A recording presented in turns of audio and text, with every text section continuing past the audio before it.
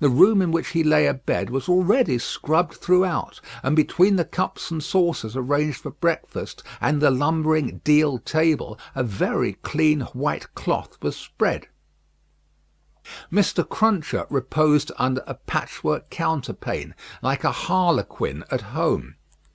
At first he slept heavily, but by degrees began to roll and surge in bed until he rose above the surface, with his spiky hair looking as if it must tear the sheets to ribbons.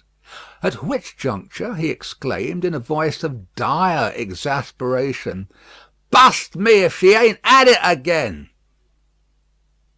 A woman of orderly and industrious appearance rose from her knees in a corner, with sufficient haste and trepidation to show that she was the person referred to. "What!" said Mr. Cruncher, looking out of bed for a boot. "You're at it again, are you?" After hailing the mum with his second salutation, he threw a boot at the woman as a third. It was a very muddy boot, and may introduce the odd circumstance connected with Mr. Cruncher's domestic economy, that, whereas he often came home after banking hours with clean boots, he often got up next morning to find the same boots covered with clay. "What!" said Mr. Cruncher, varying his apostrophe after missing his mark. "What are you up to, aggrawator?" "I was only saying my prayers." "Saying your prayers? You're a nice woman. What do you mean by flopping yourself down and praying agin me?" "I was not praying against you. I was praying for you." "You weren't, and if you were, I won't be took the liberty with. Here, your mother's a nice woman, young Jerry, going a praying agin your father's prosperity. You've got a dutiful mother, you have, my son. You've got a religious mother, you have, me boy, going and flopping herself down and praying that the bread and butter may be snatched out of the mouth of her only child." Master Cruncher, who was in his shirt, took this very ill, and, turning to his mother, strongly deprecated any praying away of his personal board. "And what do you suppose, you conceited female," said Mr. Cruncher with unconscious inconsistency, "that the worth of your prayers may be? Name the price that you put your prayers at." "They only come from the heart, Jerry. They are worth no more than that." "Worth no more than that," repeated Mr. Cruncher. "They ain't worth much, then. Whether or no, I won't be prayed again, I tell you. I can't afford it. I'm not a-going to be made unlucky by your sneaking. If you must go flopping yourself down, flop in favour of your husband and child, and not in opposition to 'em. If I had any but an unnatural wife, and this poor boy had had any but an unnatural mother, I might have made some money last week, instead of being counter-prayed and countermined and religiously circumvented into the worst of luck. Bust me," said Mr. Cruncher, who all this time had been putting on his clothes.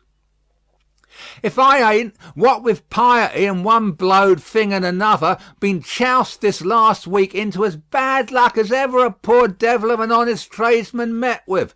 Young Jerry, dress yourself, my boy, and while I clean my boots, keep an eye upon your mother now and then, and if you see any signs of more flopping, give me a call.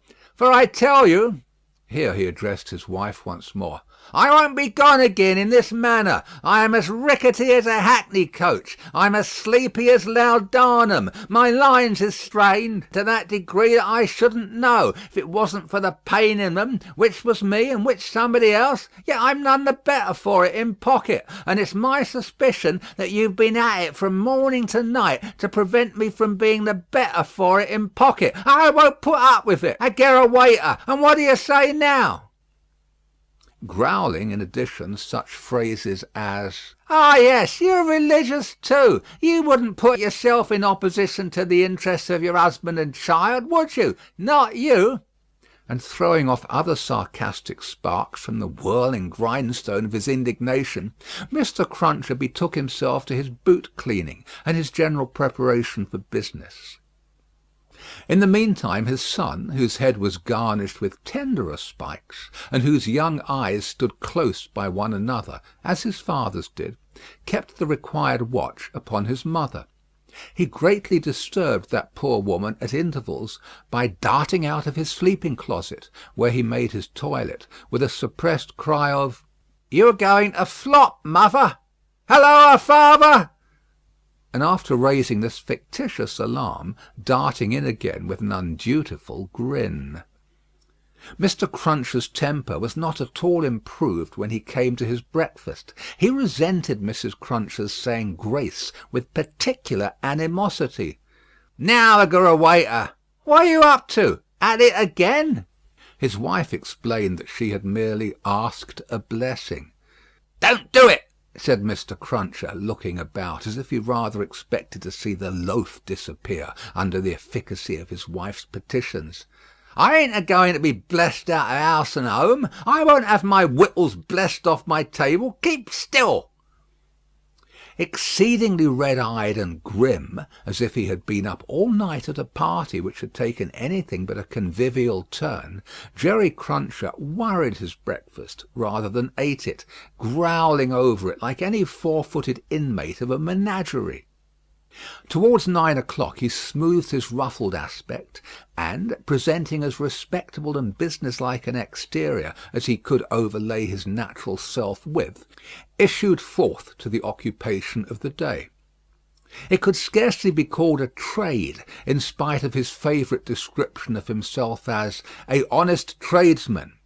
His stock consisted of a wooden stool, made out of a broken-backed chair cut down, which stool young Jerry, walking at his father's side, carried every morning to beneath the banking-house window that was nearest Temple Bar, where, with the addition of the first handful of straw that could be gleaned from any passing vehicle to keep the cold and wet from the odd-job man's feet, it formed the encampment for the day. On this post of his, Mr. Cruncher was as well known to Fleet Street and the Temple as the bar itself, and was almost as in-looking.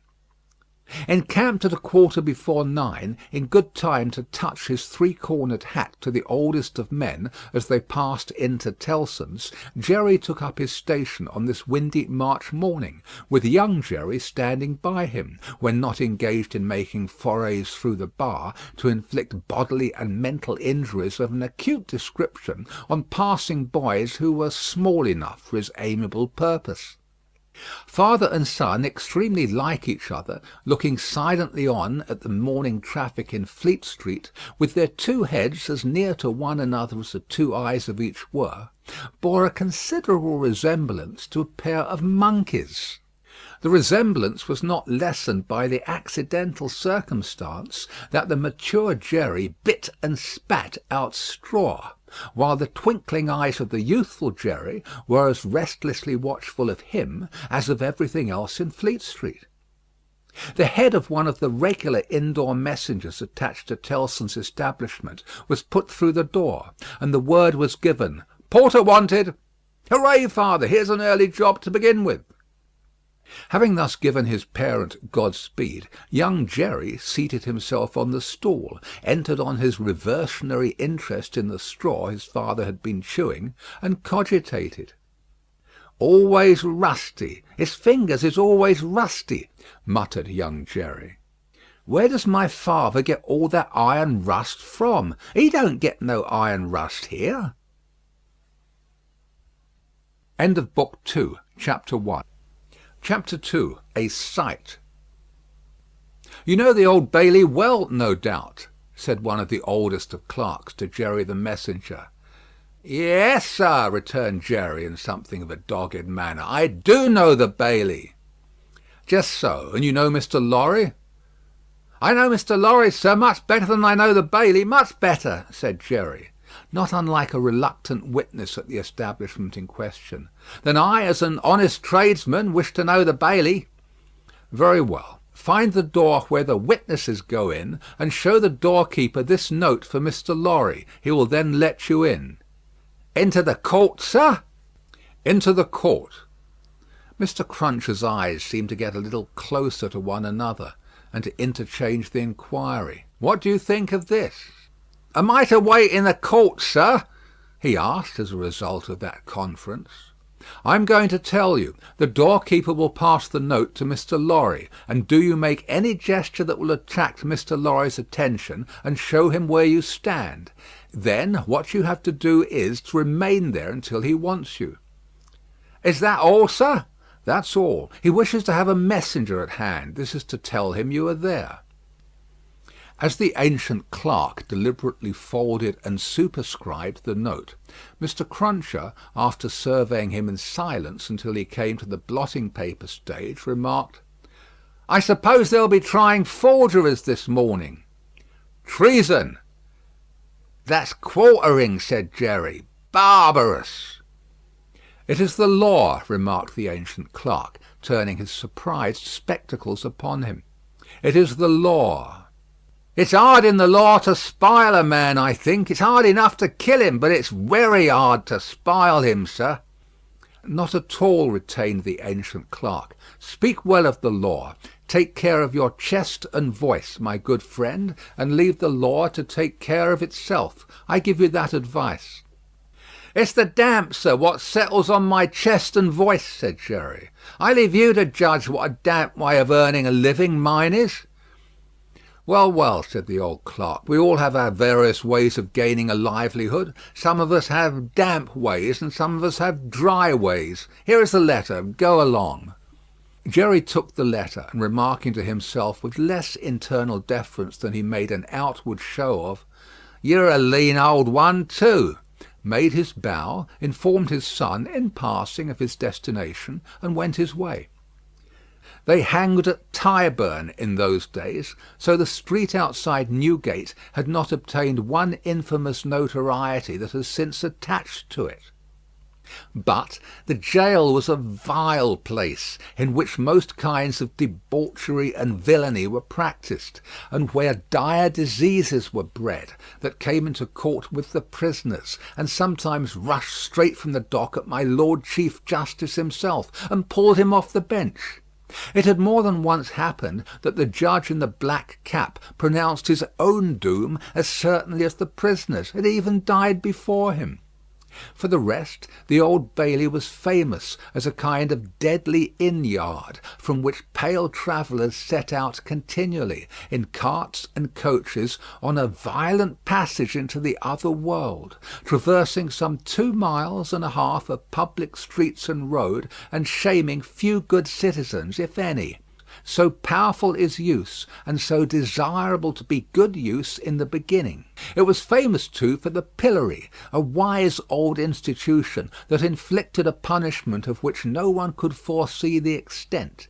Also for the whipping post, another dear old institution, very humanizing and softening to behold in action. Also for extensive transactions in blood money, another fragment of ancestral wisdom, systematically leading to the most frightful mercenary crimes that could be committed under heaven. Altogether, the Old Bailey, at that date, was a choice illustration of the precept that whatever is right, an aphorism that would be as final as it is lazy, did it not include the troublesome consequence that nothing that ever was wrong. Making his way through the tainted crowd, dispersed up and down this hideous scene of action, with the skill of a man accustomed to make his way quietly, the messenger found out the door he sought, and handed in his letter through a trap in it. For people then paid to see the play at the Old Bailey, just as they paid to see the play in Bedlam, only the former entertainment was much the dearer.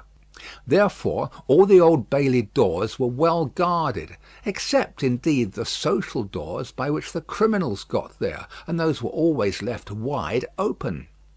After some delay and demur, the door grudgingly turned on its hinges a very little way, and allowed Mr. Jerry Cruncher to squeeze himself into court. "What's on?" he asked in a whisper of the man he found himself next to. "Nothing yet." "What's coming on?" "The treason case. The quartering one, eh?"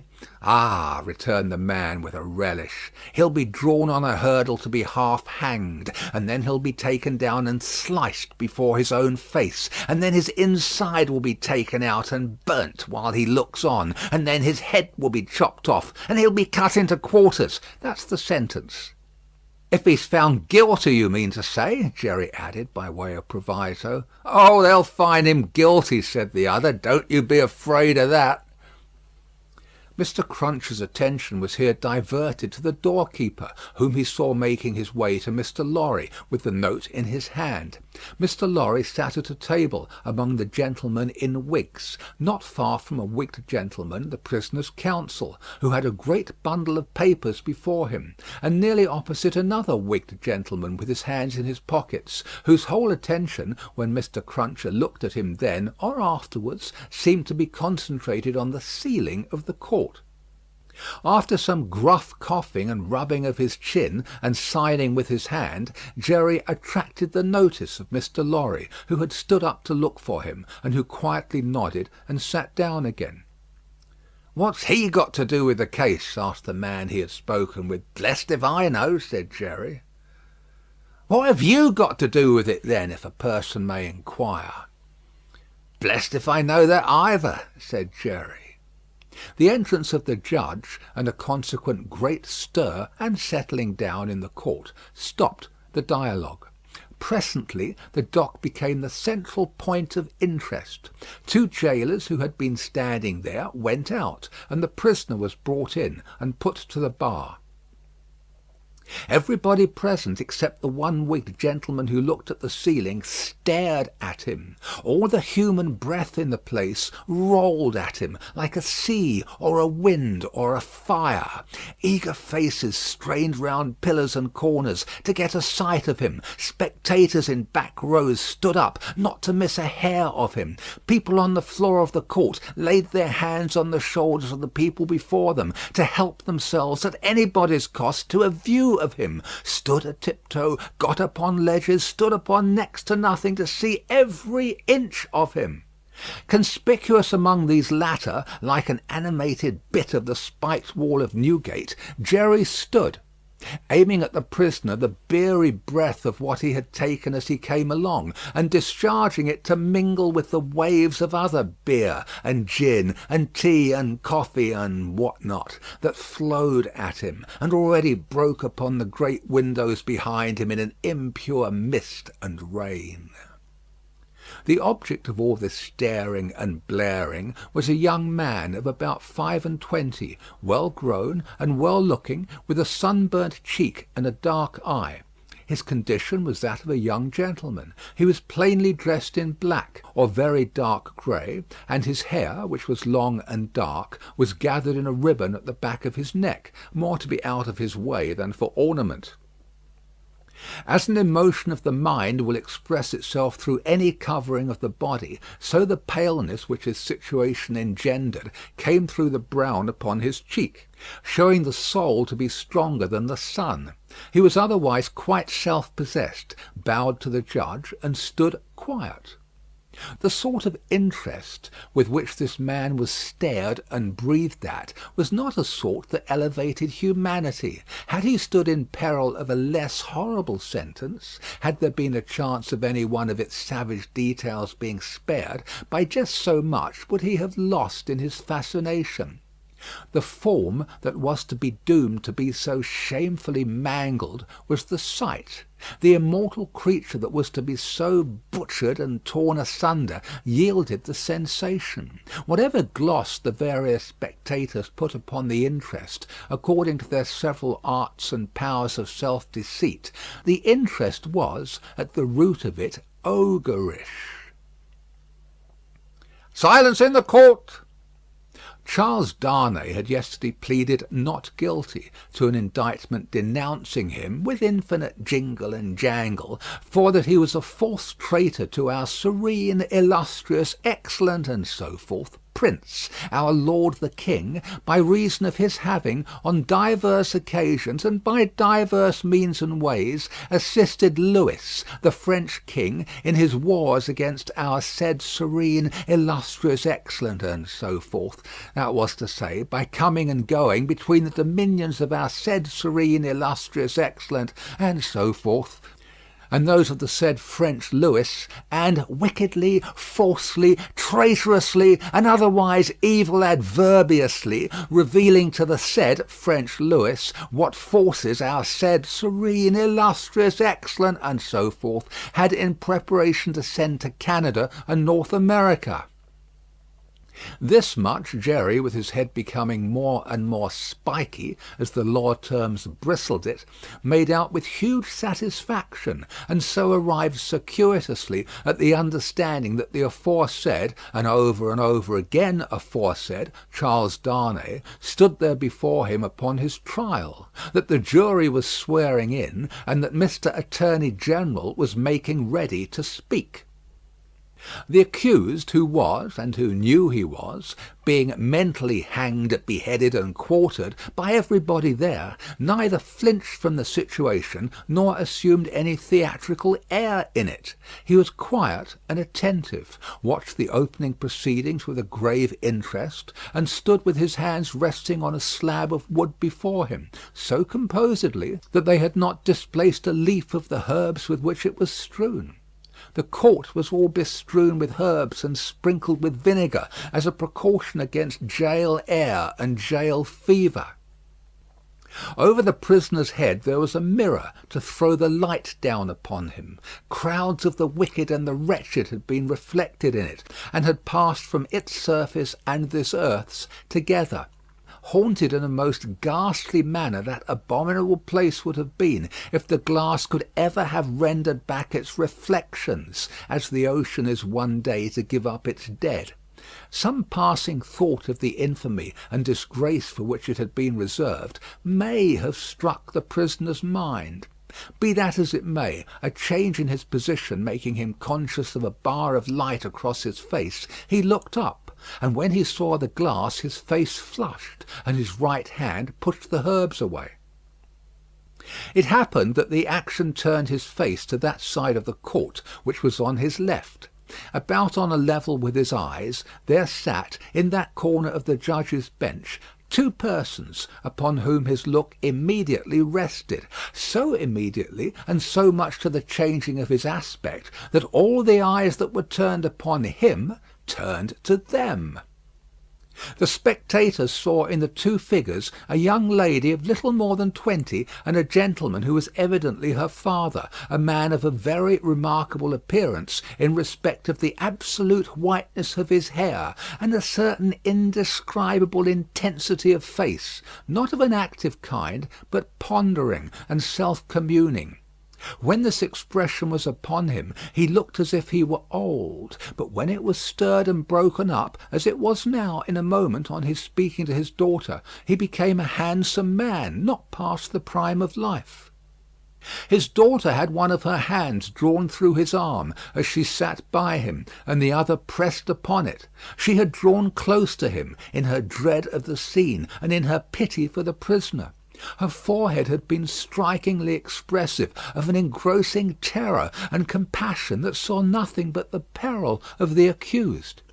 This had been so very noticeable, so very powerfully and naturally shown, that starers who had had no pity for him were touched by her, and the whisper went about, "Who are they?" Jerry, the messenger, who had made his own observations in his own manner, and who had been sucking the rust off his fingers in his absorption, stretched his neck to hear who they were. The crowd about him had pressed and passed the inquiry on to the nearest attendant, and from him it had been more slowly pressed and passed back. At last it got to Jerry. "Witnesses." "For which side?" "Against." "Against what side?" "The prisoners." The judge, whose eyes had gone in the general direction, recalled them, leaned back in his seat, and looked steadily at a man whose life was in his hand.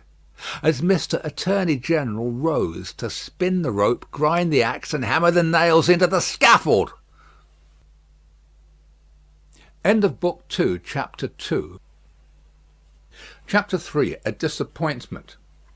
Mr. Attorney General had to inform the jury that the prisoner before them, though young in years, was old in the treasonable practices which claimed the forfeit of his life. That this correspondence with the public enemy was not a correspondence of today, or of yesterday, or even of last year, or of the year before. That, it was certain, the prisoner had, for longer than that, been in the habit of passing and repassing between France and England on secret business of which he could give no honest account. That, if it were in the nature of traitorous ways to thrive, which happily it never was, the real wickedness and guilt of his business might have remained undiscovered. That Providence, however, had put it into the heart of a person who was beyond fear and beyond reproach to ferret out the nature of the prisoner's schemes, and, struck with horror, to disclose them to his Majesty's Chief Secretary of State and most honourable Privy Council. That this patriot would be produced before them. That his position and attitude were, on the whole, sublime. That he had been the prisoner's friend, but at once in an auspicious and an evil hour, detecting his infamy, had resolved to immolate the traitor he could no longer cherish in his bosom on the sacred altar of his country. That if statues were decreed in Britain, as in ancient Greece and Rome, to public benefactors, this shining citizen would assuredly have had one. That, as they were not so decreed, he probably would not have one. That virtue, as has been observed by the poets, in many passages which he well knew the jury would have, word for word, at the tips of their tongues, whereat the jury's countenances displayed a guilty consciousness that they knew nothing about the passages, was in a manner contagious, more especially the bright virtue known as patriotism or love of country. That the lofty example of this immaculate and unimpeachable witness for the crown, to refer to whom, however unworthily, was an honour, had communicated itself to the prisoner's servant, and had engendered in him a holy determination to examine his master's table drawers and pockets, and secrete his papers. That he, Mr. Attorney General, was prepared to hear some disparagement attempted of this admirable servant, but that in a general way he preferred him to his, Mr. Attorney General's, brothers and sisters, and honoured him more than his, Mr. Attorney General's, father and mother. That he called with confidence on the jury to come and do likewise. That the evidence of these two witnesses, coupled with the documents of their discovering that would be produced, would show the prisoner to have been furnished with lists of his Majesty's forces, and of their disposition and preparation, both by sea and land, and would leave no doubt that he had habitually conveyed such information to a hostile power. That these lists could not be proved to be in the prisoner's handwriting, but that it was all the same. That, indeed, it was rather the better for the prosecution, as showing the prisoner to be artful in his precautions. That the proof would go back 5 years, and would show the prisoner already engaged in these pernicious missions within a few weeks before the date of the very first action fought between the British troops and the Americans. That for these reasons the jury, being a loyal jury, as he knew they were, and being a responsible jury, as they knew they were, must positively find the prisoner guilty, and make an end of him, whether they liked it or not. That they never could lay their heads upon their pillows. That they never could tolerate the idea of their wives laying their heads upon their pillows. That they never could endure the notion of their children laying their heads upon their pillows. In short, that there never more could be, for them or theirs, any laying of heads upon pillows at all, unless the prisoner's head was taken off. That head, Mr. Attorney General concluded by demanding of them, in the name of everything he could think of with a round turn in it, and on the faith of his solemn asseveration that he already considered the prisoner as good as dead and gone. When the Attorney-General ceased, a buzz arose in the court, as if a cloud of great blue flies were swarming about the prisoner, in anticipation of what he was soon to become. When toned down again, the unimpeachable patriot appeared in the witness box. Mr. Solicitor General then, following his leader's lead, examined the patriot. John Barsad, gentleman by name. The story of his pure soul was exactly what Mr. Attorney General had described it to be, perhaps, if it had a fault, a little too exactly. Having released his noble bosom of its burden, he would have modestly withdrawn himself, but that the wigged gentleman with the papers before him, sitting not far from Mr. Lorry, begged to ask him a few questions. The wigged gentleman sitting opposite, still looking at the ceiling of the court. Had he ever been a spy himself? No, he scorned the base insinuation. What did he live upon? His property. Where was his property? He didn't precisely remember where it was. What was it? No business of anybody's. Had he inherited it? Yes, he had. From whom? Distant relation. Very distant? Rather. Ever been in prison? Certainly not. Never in a debtor's prison? Didn't see what that had to do with it. Never in a debtor's prison? Come, once again. Never? Yes. How many times? 2 or 3 times. Not 5 or 6? Perhaps. Of what profession? Gentleman. Ever been kicked? Might have been. Frequently? No. Ever kicked downstairs? Decidedly not. Once received a kick on the top of the staircase and fell downstairs of his own accord. Kicked on that occasion for cheating at dice?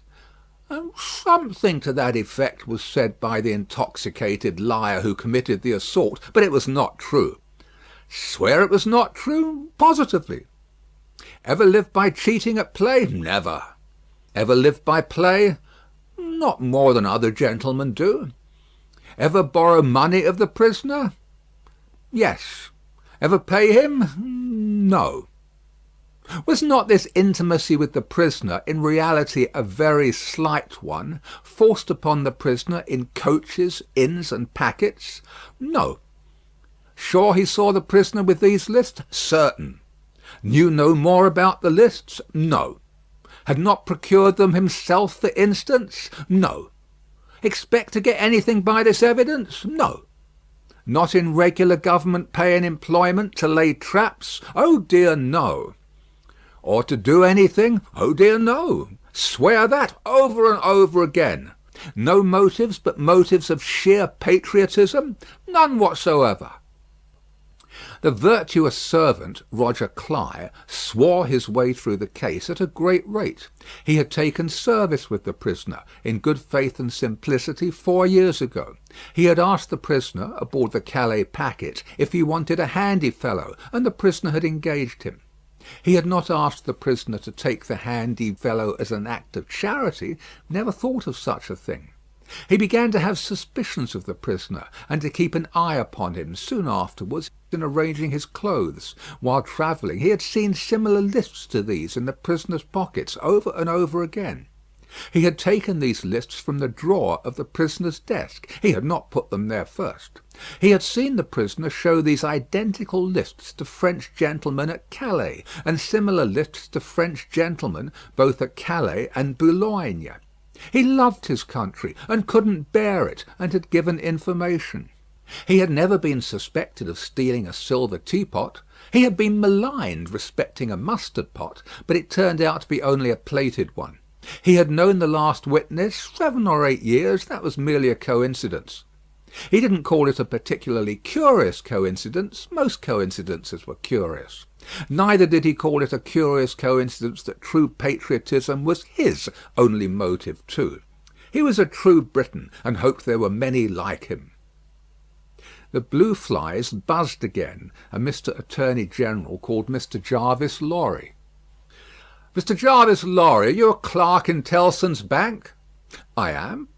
"On a certain Friday night in November 1775, did business occasion you to travel between London and Dover by the mail?" "It did." Were there any other passengers in the mail? 2. Did they alight on the road in the course of the night? They did. Mr. Lorry, look upon the prisoner. Was he one of those 2 passengers? I cannot undertake to say that he was. Does he resemble either of these 2 passengers? Both were so wrapped up, and the night was so dark, and we were all so reserved, that I cannot undertake to say even that. Mr. Lorry, look again upon the prisoner. Supposing him wrapped up as those 2 passengers were, is there anything in his bulk and stature to render it unlikely that he was one of them? No. You will not swear, Mr. Lorry, that he was not one of them? No. So at least you say he may have been one of them. Yes, except that I remember them both to have been, like myself, timorous of highwaymen, and the prisoner has not a timorous air. Did you ever see a counterfeit of timidity, Mr. Lorry? I certainly have seen that. Mr. Lorry, look once more upon the prisoner. Have you seen him to your certain knowledge before? I have. When? I was returning from France a few days afterwards, and at Calais the prisoner came on board the packet ship in which I returned, and made the voyage with me. At what hour did he come on board? At a little after midnight. In the dead of the night. Was he the only passenger who came on board at that untimely hour? He happened to be the only one. Never mind about happening, Mr. Lorry. He was the only passenger who came on board in the dead of the night? He was. Were you travelling alone, Mr. Lorry, or with any companion? With 2 companions, a gentleman and a lady. They are here. They are here. Have you had any conversation with the prisoner? Hardly any. The weather was stormy and the passage long and rough, and I lay on a sofa almost from shore to shore. Miss Manette. The young lady, to whom all eyes had been turned before, and were now turned again, stood up where she had sat. Her father rose with her, and kept her hand drawn through his arm. Miss Manette, look upon the prisoner. To be confronted with such pity and such earnest youth and beauty was far more trying to the accused than to be confronted with all the crowd, standing as it were apart with her on the edge of his grave. Not all the staring curiosity that looked on could for the moment nerve him to remain quite still. His hurried right hand parcelled out the herbs before him into imaginary beds of flowers in a garden, and his efforts to control and steady his breathing shook the lips from which the colour rushed to his heart. The buzz of the great flies was loud again. Miss Manette, have you seen the prisoner before? Yes, sir. Where? On board the packet ship just now referred to, sir, and on the same occasion. You are the young lady just now referred to? Oh, most unhappily I am. The plaintive tone of her compassion merged into the less musical voice of the judge, as he said something fiercely. Answer the questions put to you, and make no remark upon them. Miss Manette, had you any conversation with the prisoner on that passage across the channel? Yes, sir. Recall it. In the midst of a profound stillness, she faintly began, When the gentleman came on board— Do you mean the prisoner? Inquired the judge, knitting his brows. Yes, my lord. Then say the prisoner. When the prisoner came on board, he noticed that my father, turning her eyes lovingly to him as he stood beside her, was much fatigued and in a very weak state of health. My father was so reduced that I was afraid to take him out of the air, and I had made a bed for him on the deck near the cabin steps, and I sat on the deck at his side to take care of him. There were no other passengers that night but we 4. The prisoner was so good as to beg permission to advise me how I could shelter my father from the wind and weather better than I had done. I had not known how to do it well, not understanding how the wind would set when we were out of the harbour. He did it for me. He expressed great gentleness and kindness for my father's state, and I am sure he felt it. That was the manner of our beginning to speak together. Let me interrupt you for a moment. Had he come on board alone? No. How many were with him? 2 French gentlemen. Had they conferred together? They had conferred together until the last moment, when it was necessary for the French gentlemen to be landed in their boat. Had any papers been handed about among them, similar to these lists? Some papers had been handed about among them, but I don't know what papers. Like these in shape and size? Possibly, but indeed I don't know, although they stood whispering very near to me, because they stood at the top of the cabin steps to have the light of the lamp that was having there. It was a dull lamp, and they spoke very low, and I did not hear what they said, and saw only that they looked at papers. Now to the prisoner's conversation, Miss Manette. The prisoner was as open in his confidence with me, which arose out of my helpless situation, as he was kind and good and useful to my father. I hope, bursting into tears, I may not repay him by doing him harm to-day. Buzzing from the blue flies. Miss Manette, if the prisoner does not perfectly understand that you give the evidence which is your duty to give, which you must give, and which you cannot escape from giving, with great unwillingness, he is the only person present in that condition. Please to go on. He told me that he was travelling on business of a delicate and difficult nature, which might get people into trouble, and that he was therefore travelling under an assumed name. He said that this business had, within a few days, taken him to France, and might, at intervals, take him backwards and forwards between France and England for a long time to come. Did he say anything about America, Miss Manette? Be particular. He tried to explain to me how that quarrel had arisen, and he said that, so far as he could judge, it was a wrong and foolish one on England's part.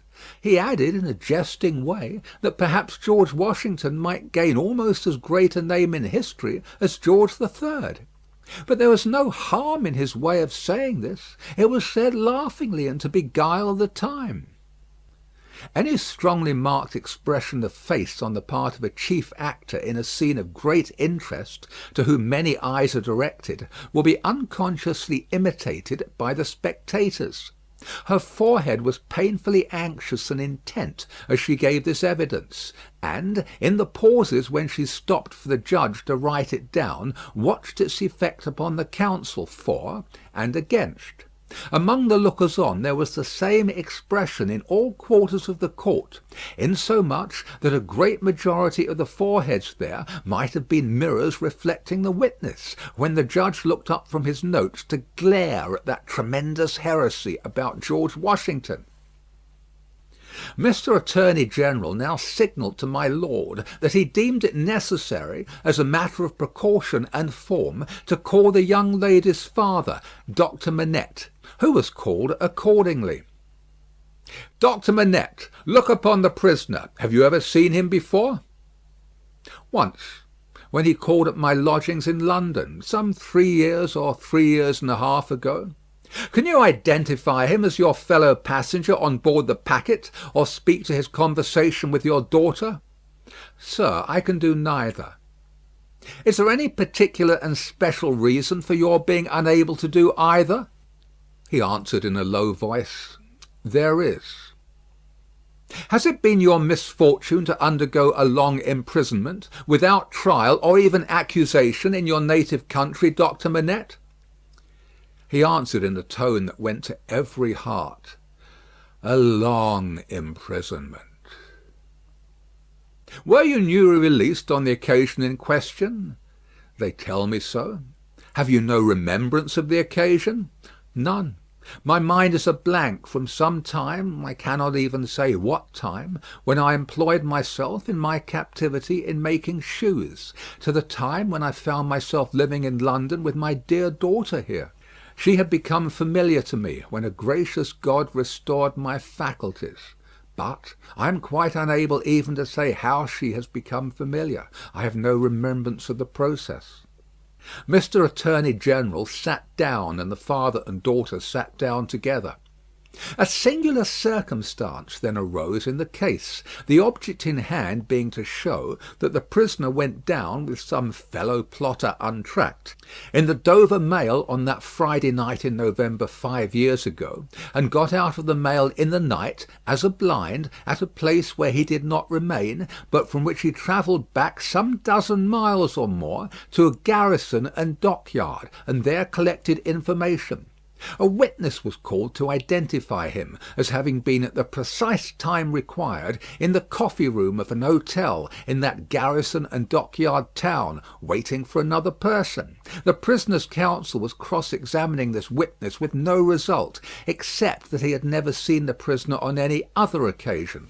When the wigged gentleman, who had all this time been looking at the ceiling of the court, wrote a word or two on a little piece of paper, screwed it up, and tossed it to him.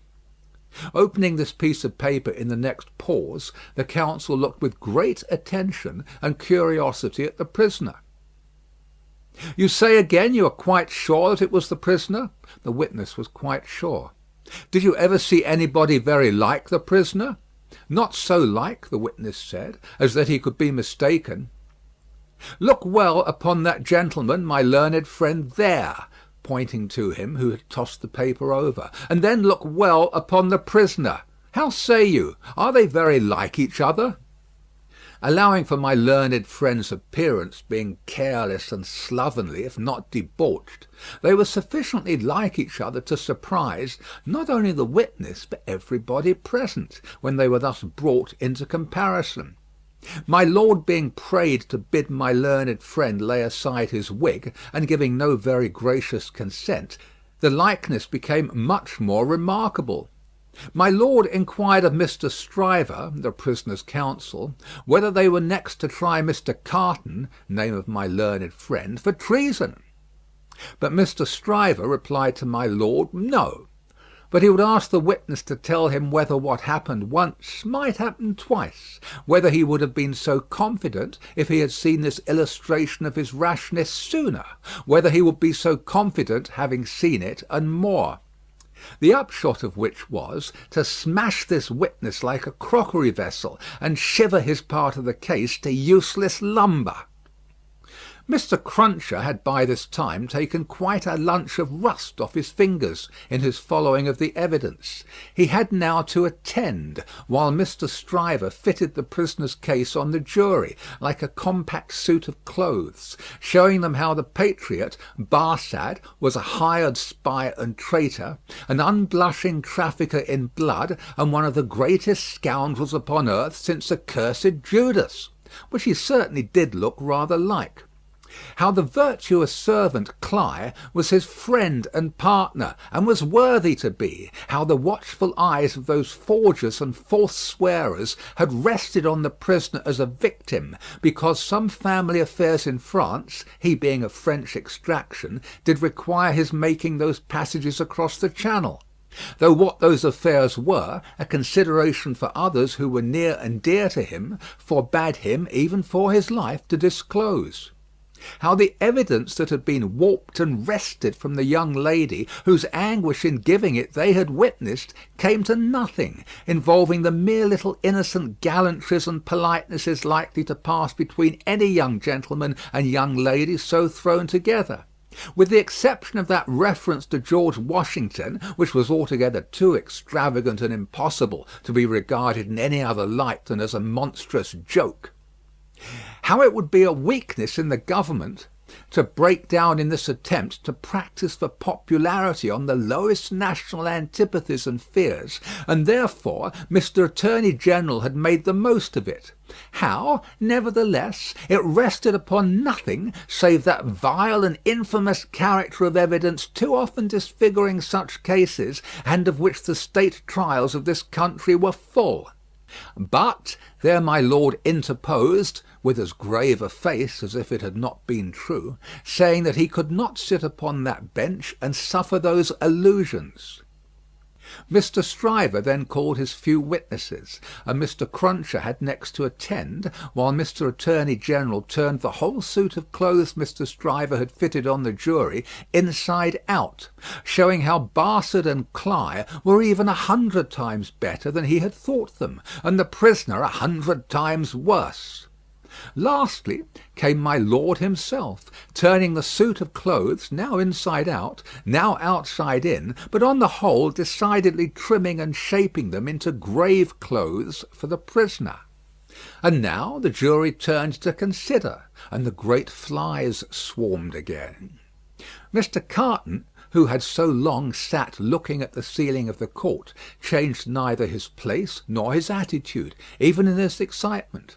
While his teamed friend, Mr. Stryver, massing his papers before him, whispered with those who sat near, and from time to time glanced anxiously at the jury, while all the spectators moved more or less and grouped themselves anew, while even my lord himself rose from his seat and slowly paced up and down his platform, not unattended by a suspicion in the minds of the audience that his state was feverish, this one man sat leaning back, with his torn gown half off him, his untidy wig put on just as it had happened to fight on his head after its removal, his hands in his pockets, and his eyes on the ceiling as they had been all day.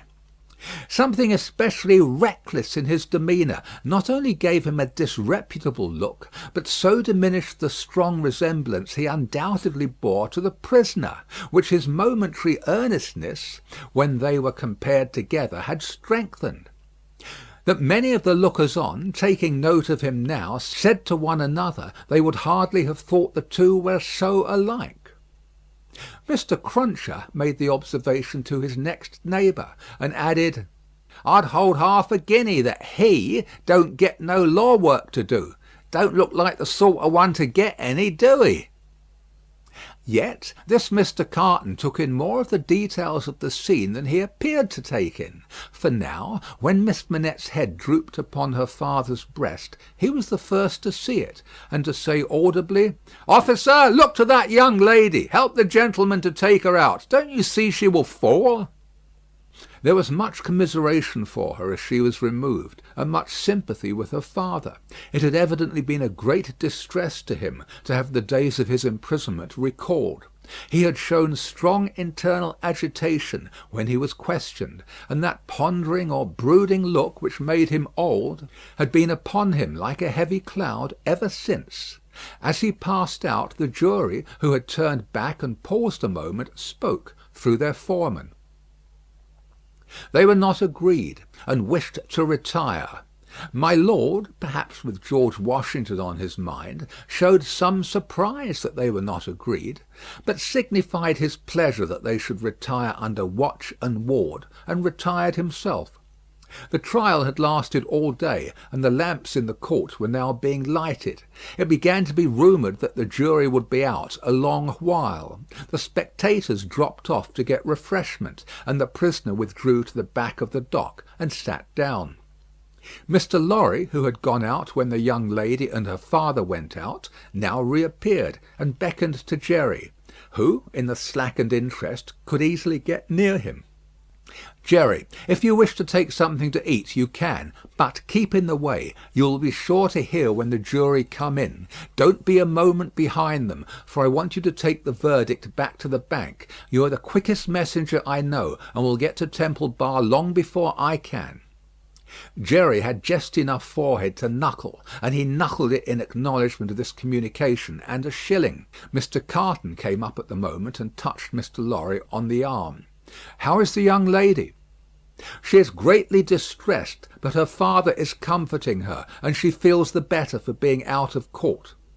I'll tell the prisoner so.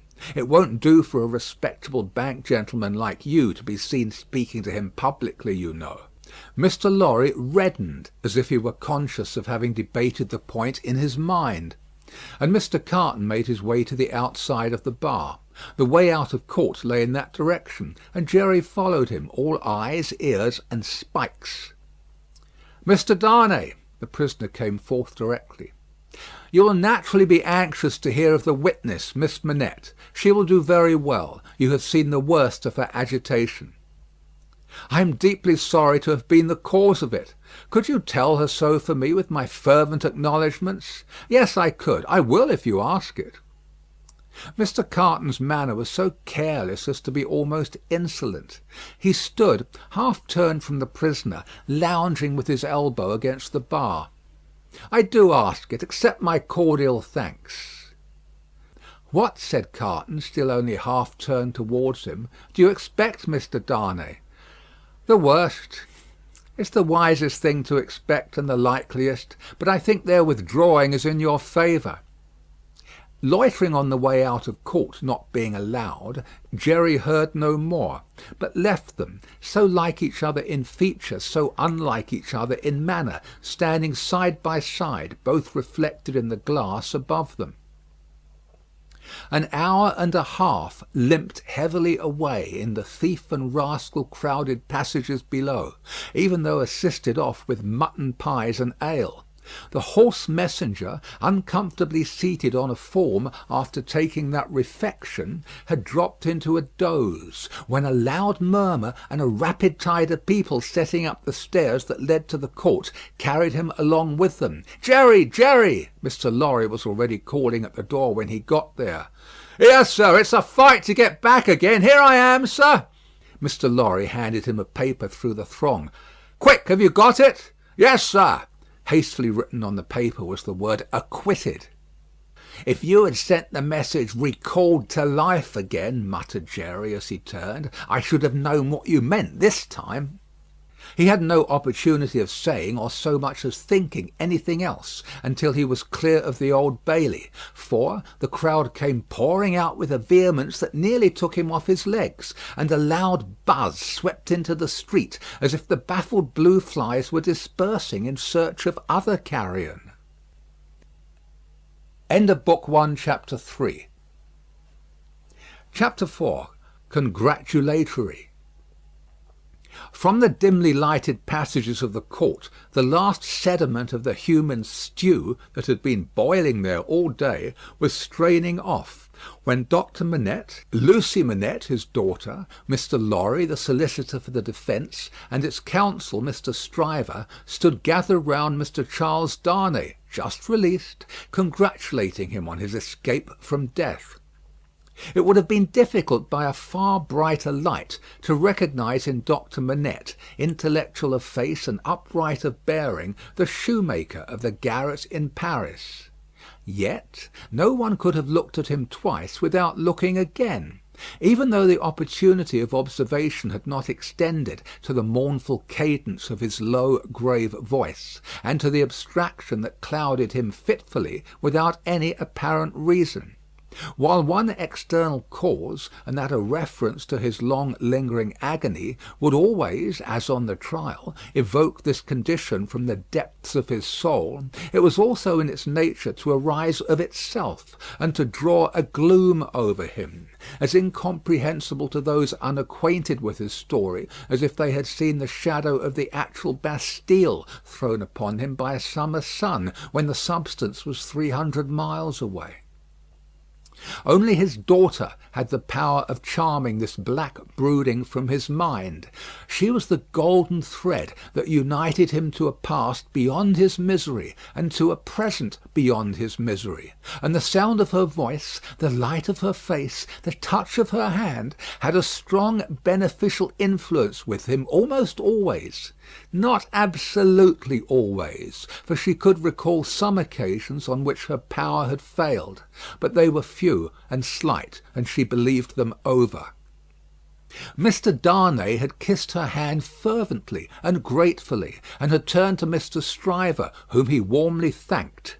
Mr. Stryver, a man of little more than 30, but looking 20 years older than he was, stout, loud, red, bluff, and free from any drawback of delicacy, had a pushing way of shouldering himself, morally and physically, into companies and conversations, that argued well for his shouldering his way up in life. He still had his wig and gown on, and he said, squaring himself at his late client to that degree that he squeezed the innocent Mr. Lorry clean out of the group, "I'm glad to have brought you off with honour, Mr. Darnay. It was an infamous prosecution, grossly infamous, but not the less likely to succeed on that account." "You have laid me under an obligation to you for life, in two senses," said his late client, taking his hand. "I have done my best for you, Mr. Darnay, and my best is as good as another man's, I believe."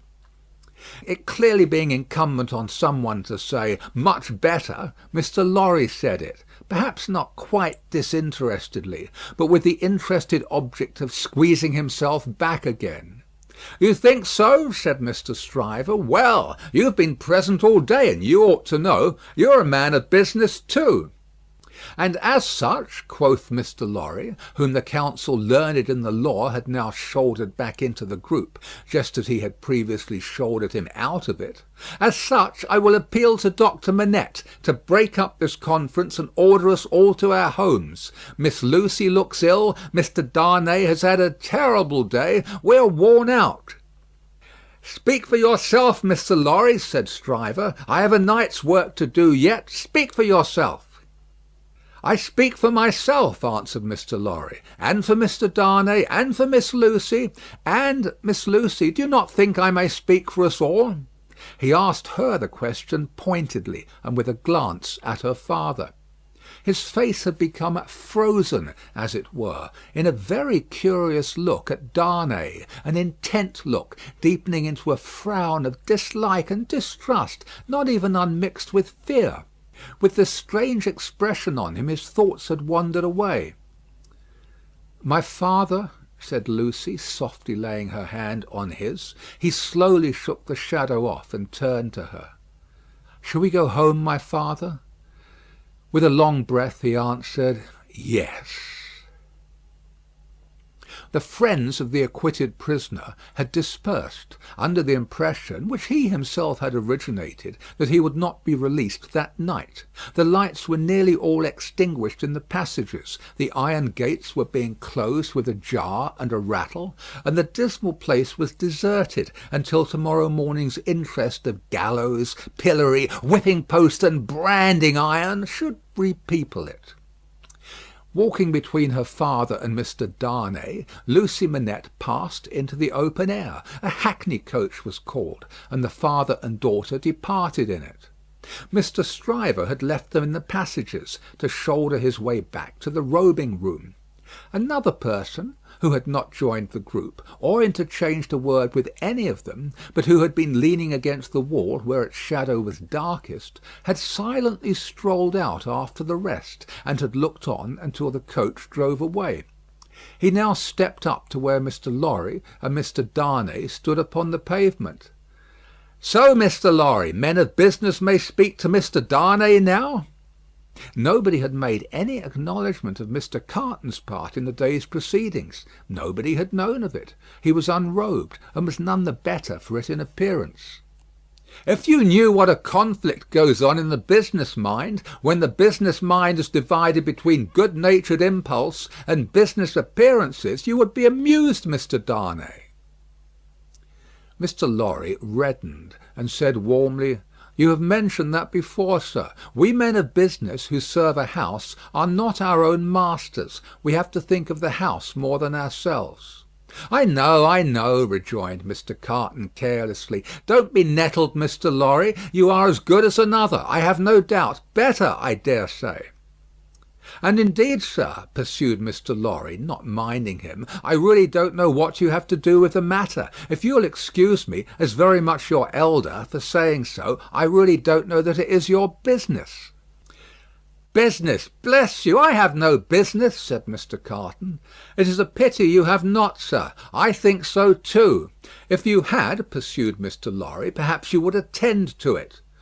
"Lord love you, no, I shouldn't," said Mr. Carton. "Well, sir," cried Mr. Lorry, thoroughly heated by his indifference, "business is a very good thing, and a very respectable thing; and, sir, if business imposes its restraints and its silences and impediments, Mr. Darnay, as a young gentleman of generosity, knows how to make allowance for that circumstance.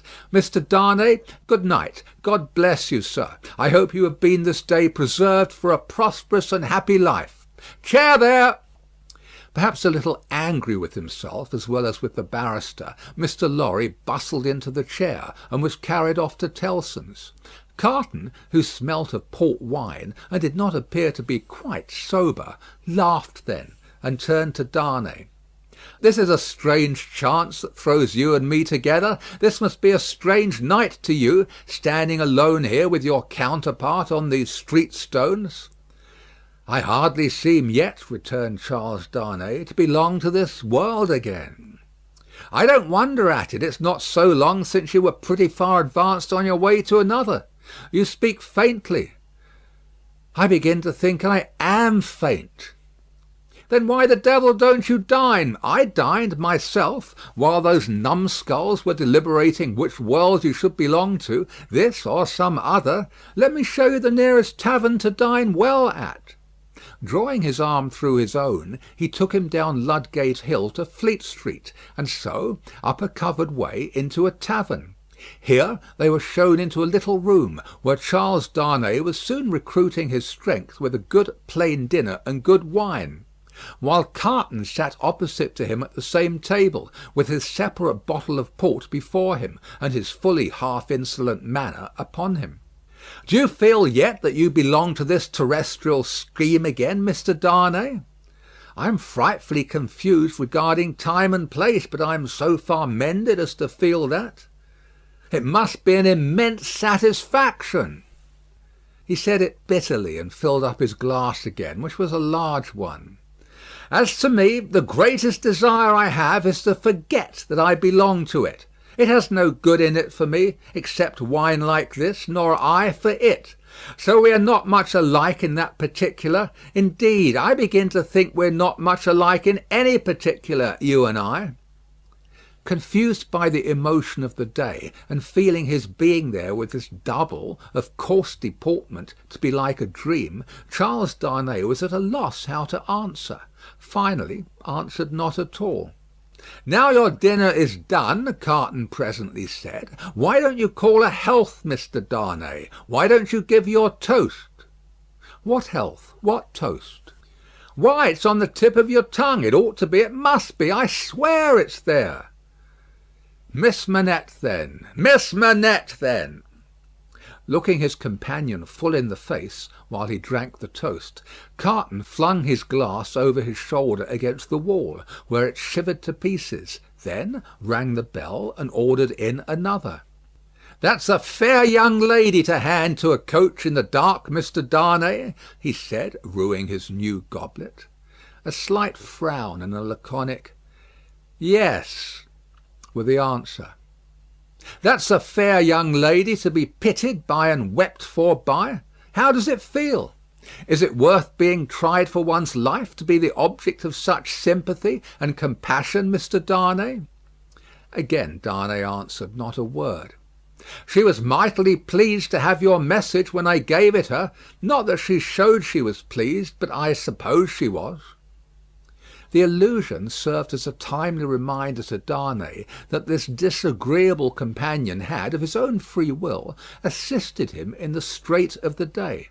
He turned the dialogue to that point and thanked him for it. "I neither want any thanks nor merit any," was the careless rejoinder. "It was nothing to do in the first place, and I don't know why I did it in the second. Mr. Darnay, let me ask you a question." "Willingly, and a small return for your good offices." "Do you think I particularly like you?" "Really, Mr. Carton," returned the other, oddly disconcerted, "I have not asked myself the question." "But ask yourself the question now." "You have acted as if you do, but I don't think you do." "I don't think I do," said Carton. "I begin to have a very good opinion of your understanding." "Nevertheless," pursued Darnay, rising to ring the bell, "there is nothing in that, I hope, to prevent my calling the reckoning, and our parting without ill blood on either side?" Carton rejoining, "Nothing in life," Darnay rang. "Do you call the whole reckoning?" said Carton. On his answering in the affirmative, "Then bring me another pint of this same wine, drawer, and come and wake me at 10."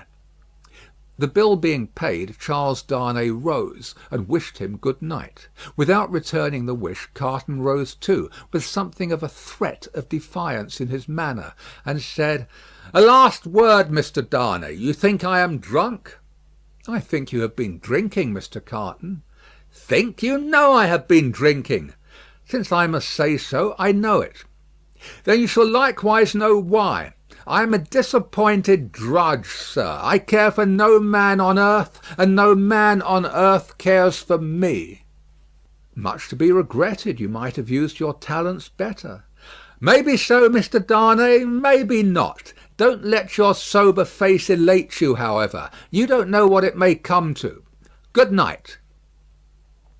When he was left alone, the strange being took up a candle, went to a glass that hung against the wall, and surveyed himself minutely in it. "Do you particularly like the man?" he muttered at his own image. "Why should you particularly like a man who resembles you? There is nothing in you to like, you know that. Ah, confound you! What a change you have made in yourself! A good reason for taking to a man, that he shows you what you have fallen away from, and what you might have been. Change places with him, and would you have been looked at by those blue eyes as he was, and commiserated by that agitated face as he was? Come on, and have it out in plain words. You hate the fellow." He resorted to his pint of wine for consolation, drank it all in a few minutes, and fell asleep on his arms, with his hair straggling over the table, and a long winding sheet in the candle dripping down upon him. End of Book 2, Chapter 4. Chapter 5. The Jackal. Those were drinking days, and most men drank hard. So very great is the improvement time has brought about in such habits, that a moderate statement of the quantity of wine and punch which one man would swallow in the course of a night, without any detriment to his reputation as a perfect gentleman, would seem in these days a ridiculous exaggeration. The learned profession of the law was certainly not behind any other learned profession in its bacchanalian propensities. Neither was Mr. Stryver, already fast shouldering his way to a large and lucrative practice, behind his compeers in this particular, any more than in the drier parts of the legal race. A favourite at the Old Bailey, and eke at the Sessions, Mr. Stryver had begun cautiously to hew away the lower staves of the ladder on which he mounted. Sessions and Old Bailey had now to summon their favourite, specially, to their longing arms, and shouldering itself towards the visage of the Lord Chief Justice in the Court of King's Bench, the florid countenance of Mr. Stryver might be daily seen, bursting out of the bed of wigs like a great sunflower pushing its way at the sun from among a rank gardenful of flaring companions.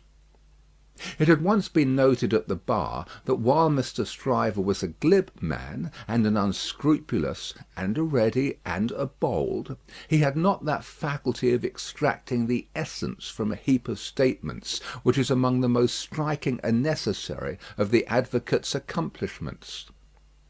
But a remarkable improvement came upon him as to this. The more business he got, the greater his power seemed to grow of getting at its pith and marrow; and however late at night he sat carousing with Sidney Carton, he always had his points at his fingers' ends in the morning.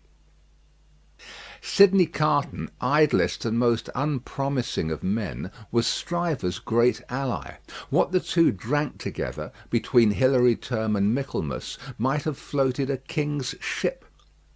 Stryver never had a case in hand anywhere, but Carton was there, with his hands in his pockets, staring at the ceiling of the court. They went the same circuit, and even there they prolonged their usual orgies late into the night, and Carton was rumoured to be seen at broad day going home stealthily and unsteadily to his lodgings like a dissipated cat. At last it began to get about, among such as were interested in the matter, that although Sidney Carton would never be a lion, he was an amazingly good jackal, and that he rendered suit and service to Stryver in that humble capacity. 10 o'clock, sir," said the man at the tavern, whom he had charged to wake him. 10 o'clock, sir." "What's the matter?" "10 o'clock, sir." "What do you mean? 10 o'clock at night?" "Yes, sir. Your honour told me to call you." "Oh, I remember. Very well, very well." After a few dull efforts to get to sleep again, which the man dexterously combated by stirring the fire continuously for 5 minutes, he got up, tossed his hat on, and walked out. He turned into the Temple, and, having revived himself by twice pacing the pavements of King's Bench Walk and Paper Buildings, turned into the Stryver chambers. The Stryver clerk, who never assisted at these conferences, had gone home, and the Stryver principal opened the door. He had his slippers on, and a loose bedgown, and his throat was bare for his greater ease. He had that rather wild, strained, seared marking about the eyes, which may be observed in all free livers of his class, from the portrait of Jeffreys downwards, and which can be traced, under various disguises of art, through the portraits of every drinking age. "You're a little late, Memory," said Stryver. "About the usual time. It may be a quarter of an hour later." They went into a dingy room lined with books and littered with papers, where there was a blazing fire. A kettle steamed upon the hob, and in the midst of the wreck of papers a table shone, with plenty of wine upon it, and brandy, and rum, and sugar, and lemons. "You have had your bottle, I perceive, Sidney." "2 to-night, I think. I have been dining with the day's client, or seeing him dine. It's all one." "That was a rare point, Sidney, that you brought to bear upon the identification. How did you come by it? When did it strike you?" "I thought he was rather a handsome fellow, and I thought I should have been much the same sort of fellow if I had had any luck." Mr. Stryver laughed till he shook his precocious paunch. "You and your luck, Sidney. Get to work, get to work."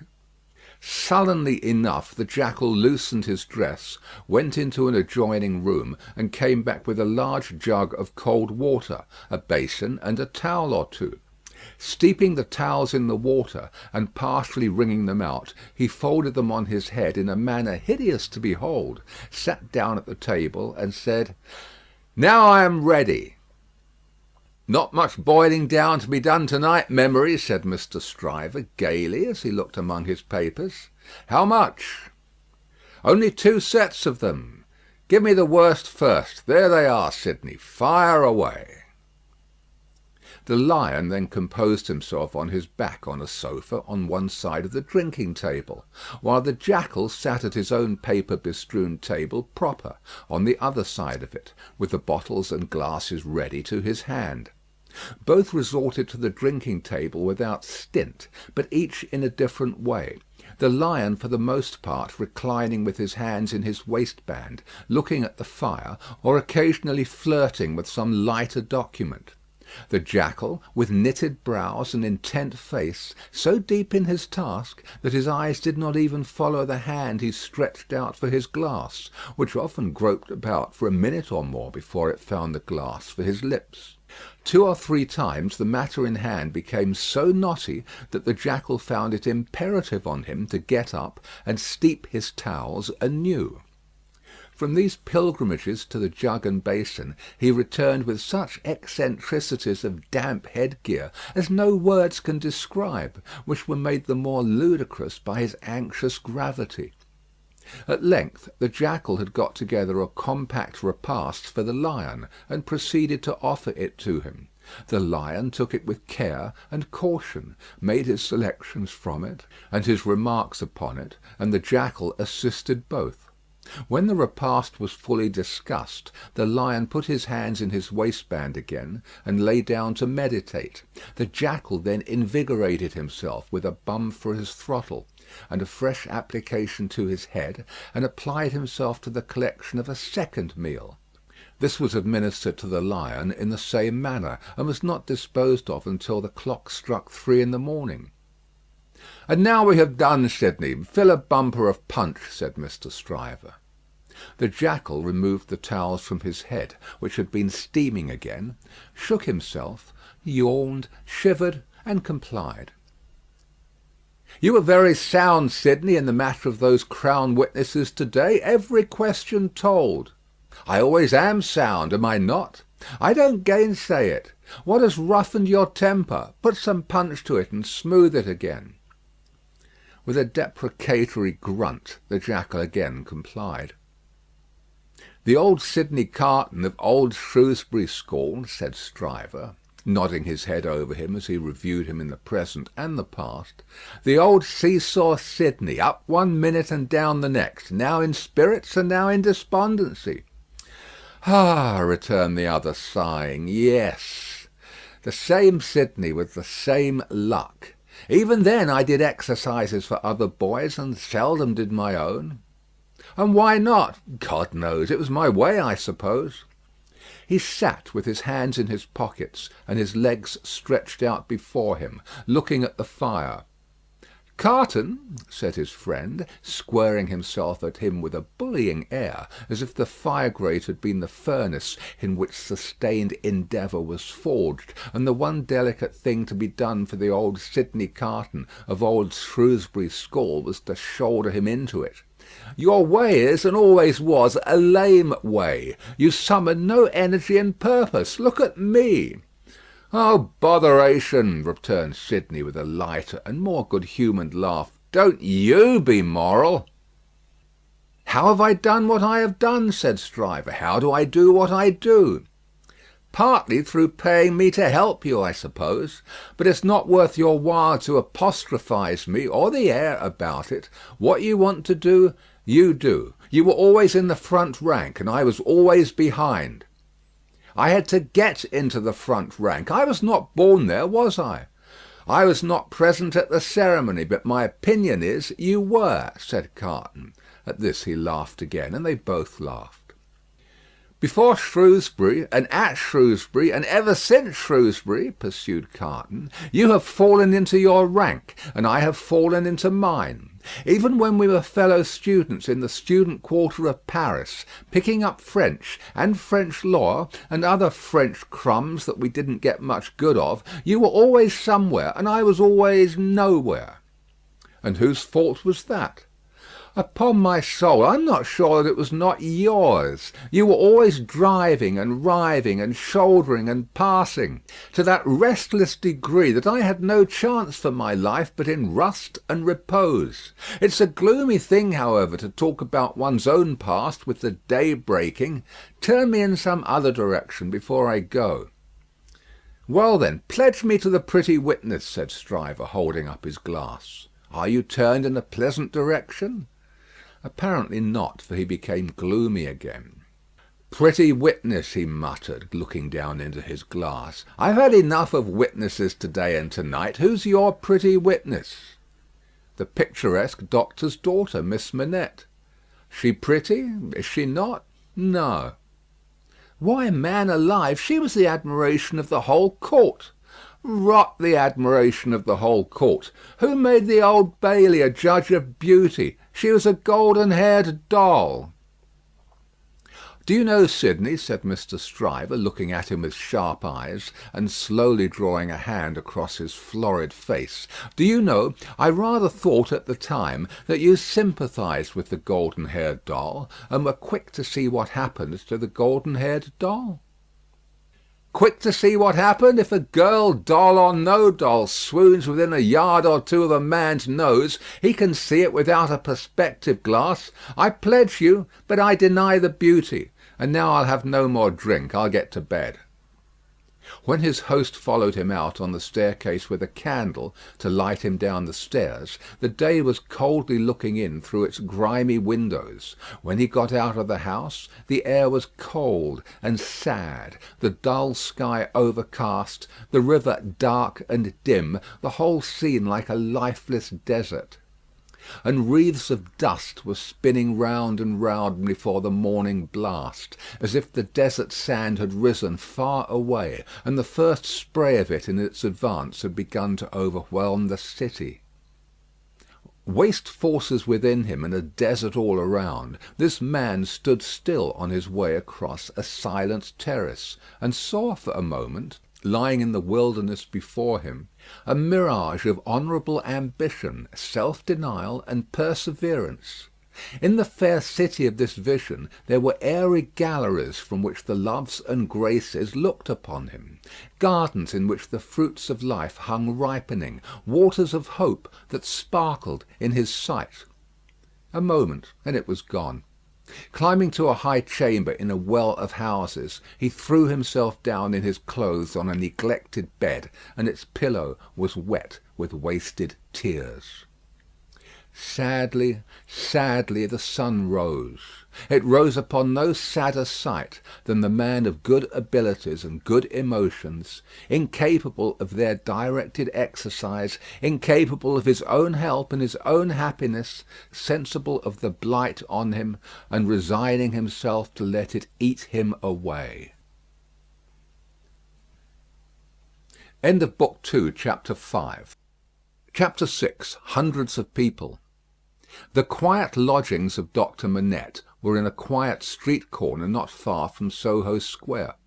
On the afternoon of a certain fine Sunday, when the waves of 4 months had rolled over the trial for treason, and carried it, as to the public interest and memory, far out to sea, Mr. Jarvis Lorry walked along the sunny streets from Clerkenwell, where he lived, on his way to dine with the doctor.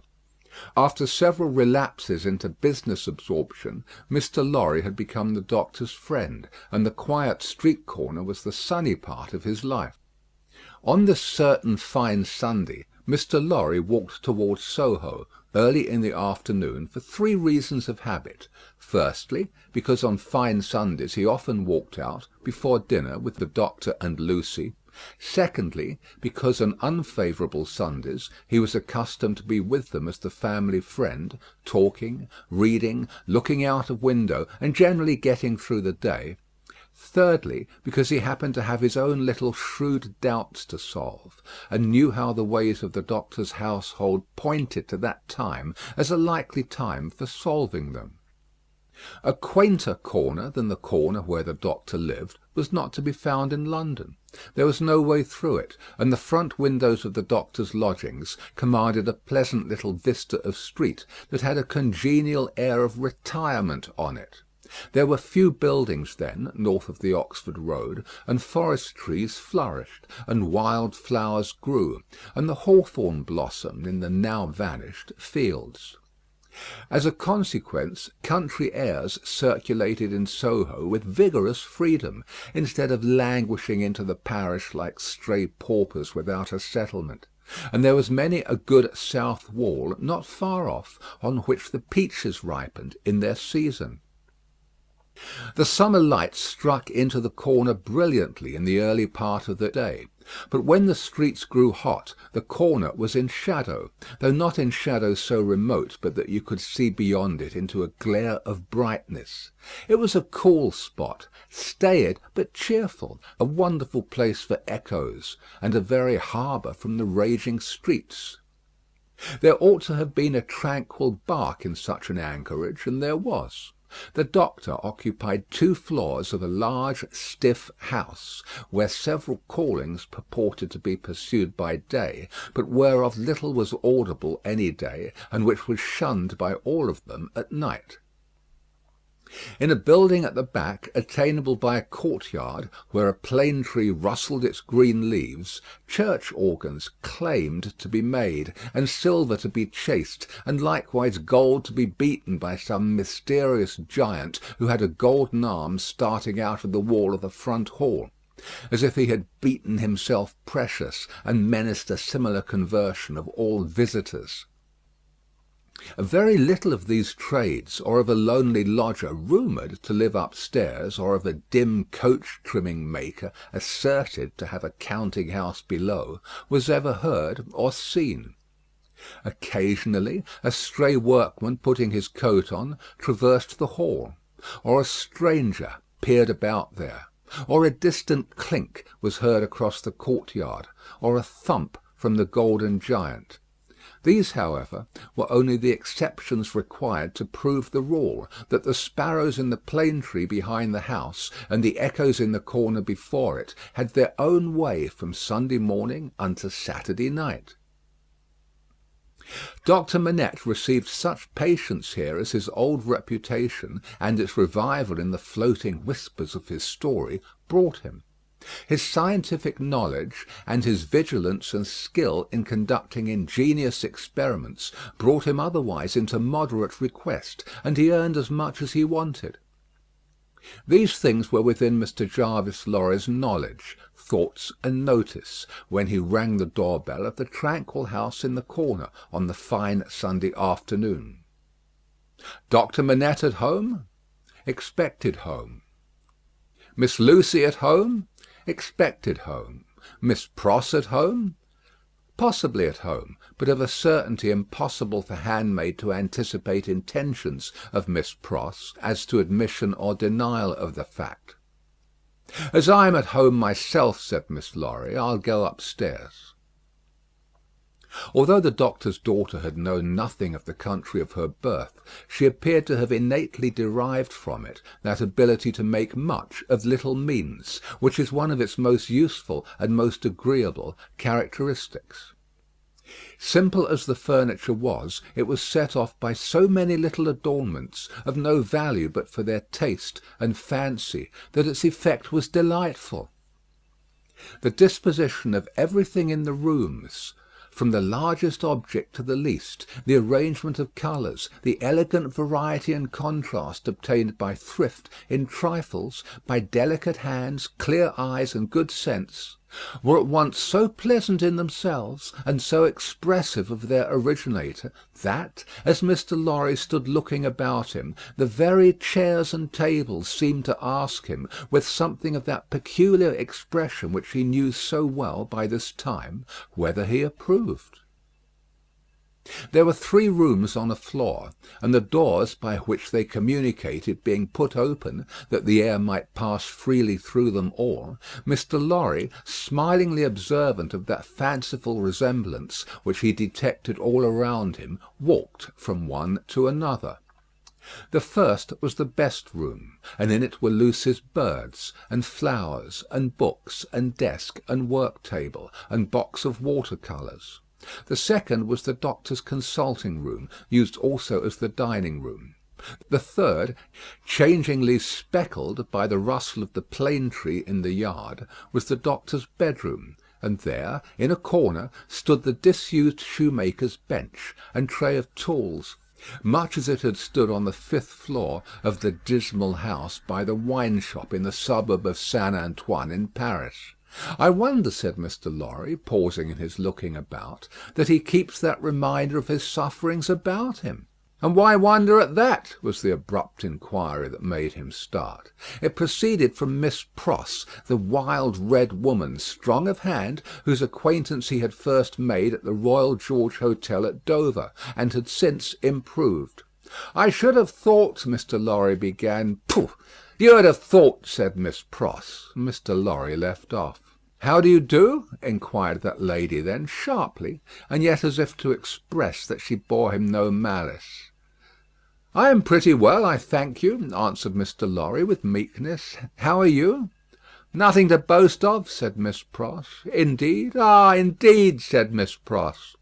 "I am very much put out about my ladybird." "Indeed?" "For gracious sake, say something else besides 'indeed,' or you'll fidget me to death," said Miss Pross, whose character, dissociated from stature, was shortness. "Really, then," said Mr. Lorry, as an amendment. "Really, it's bad enough," returned Miss Pross, "but better. Yes, I'm very much put out." "May I ask the cause?" "I don't want dozens of people who are not at all worthy of Ladybird to come here looking after her," said Miss Pross. "Do dozens come here for that purpose?" "Hundreds," said Miss Pross. It was characteristic of this lady, as of some other people before her time and since, that whenever her original proposition was questioned, she exaggerated it. "Dear me," said Mr. Lorry, as the safest remark he could think of, "I have lived with the darling, or the darling has lived with me and paid me for it, which she certainly should never have done. You may take your affidavit if I could have afforded to keep either myself or her for nothing since she was 10 years old. And it's really very hard," said Miss Pross. Not seeing with precision what was very hard, Mr. Lorry shook his head, using that important part of himself as a sort of fairy cloak that would fit anything. "All sorts of people who are not in the least degree worthy of the pet are always turning up," said Miss Pross. "When you began it—" "I began it, Miss Pross." "Didn't you, who brought her father to life?" "Oh, if that was the beginning of it," said Mr. Lorry. "It wasn't ending it, I suppose. I say, when you begin it, it was hard enough. Not that I have any fault to find with Dr. Manette, except that he is not worthy of such a daughter, which is no imputation on him, for it was not to be expected that anybody should be under any circumstances. But it really is doubly and trebly hard to have crowds and multitudes of people turning up after him, if I could have forgiven him, to take Ladybird's affections away from me." Mr. Lorry knew Miss Pross to be very jealous, but he also knew her by this time to be, beneath the surface of her eccentricity, one of those unselfish creatures, found only among women, who will, for pure love and admiration, bind themselves, willing slaves, to youth when they have lost it, to beauty that they never had, to accomplishments that they were never fortunate enough to gain, to bright hopes that never shone upon their own sombre lives.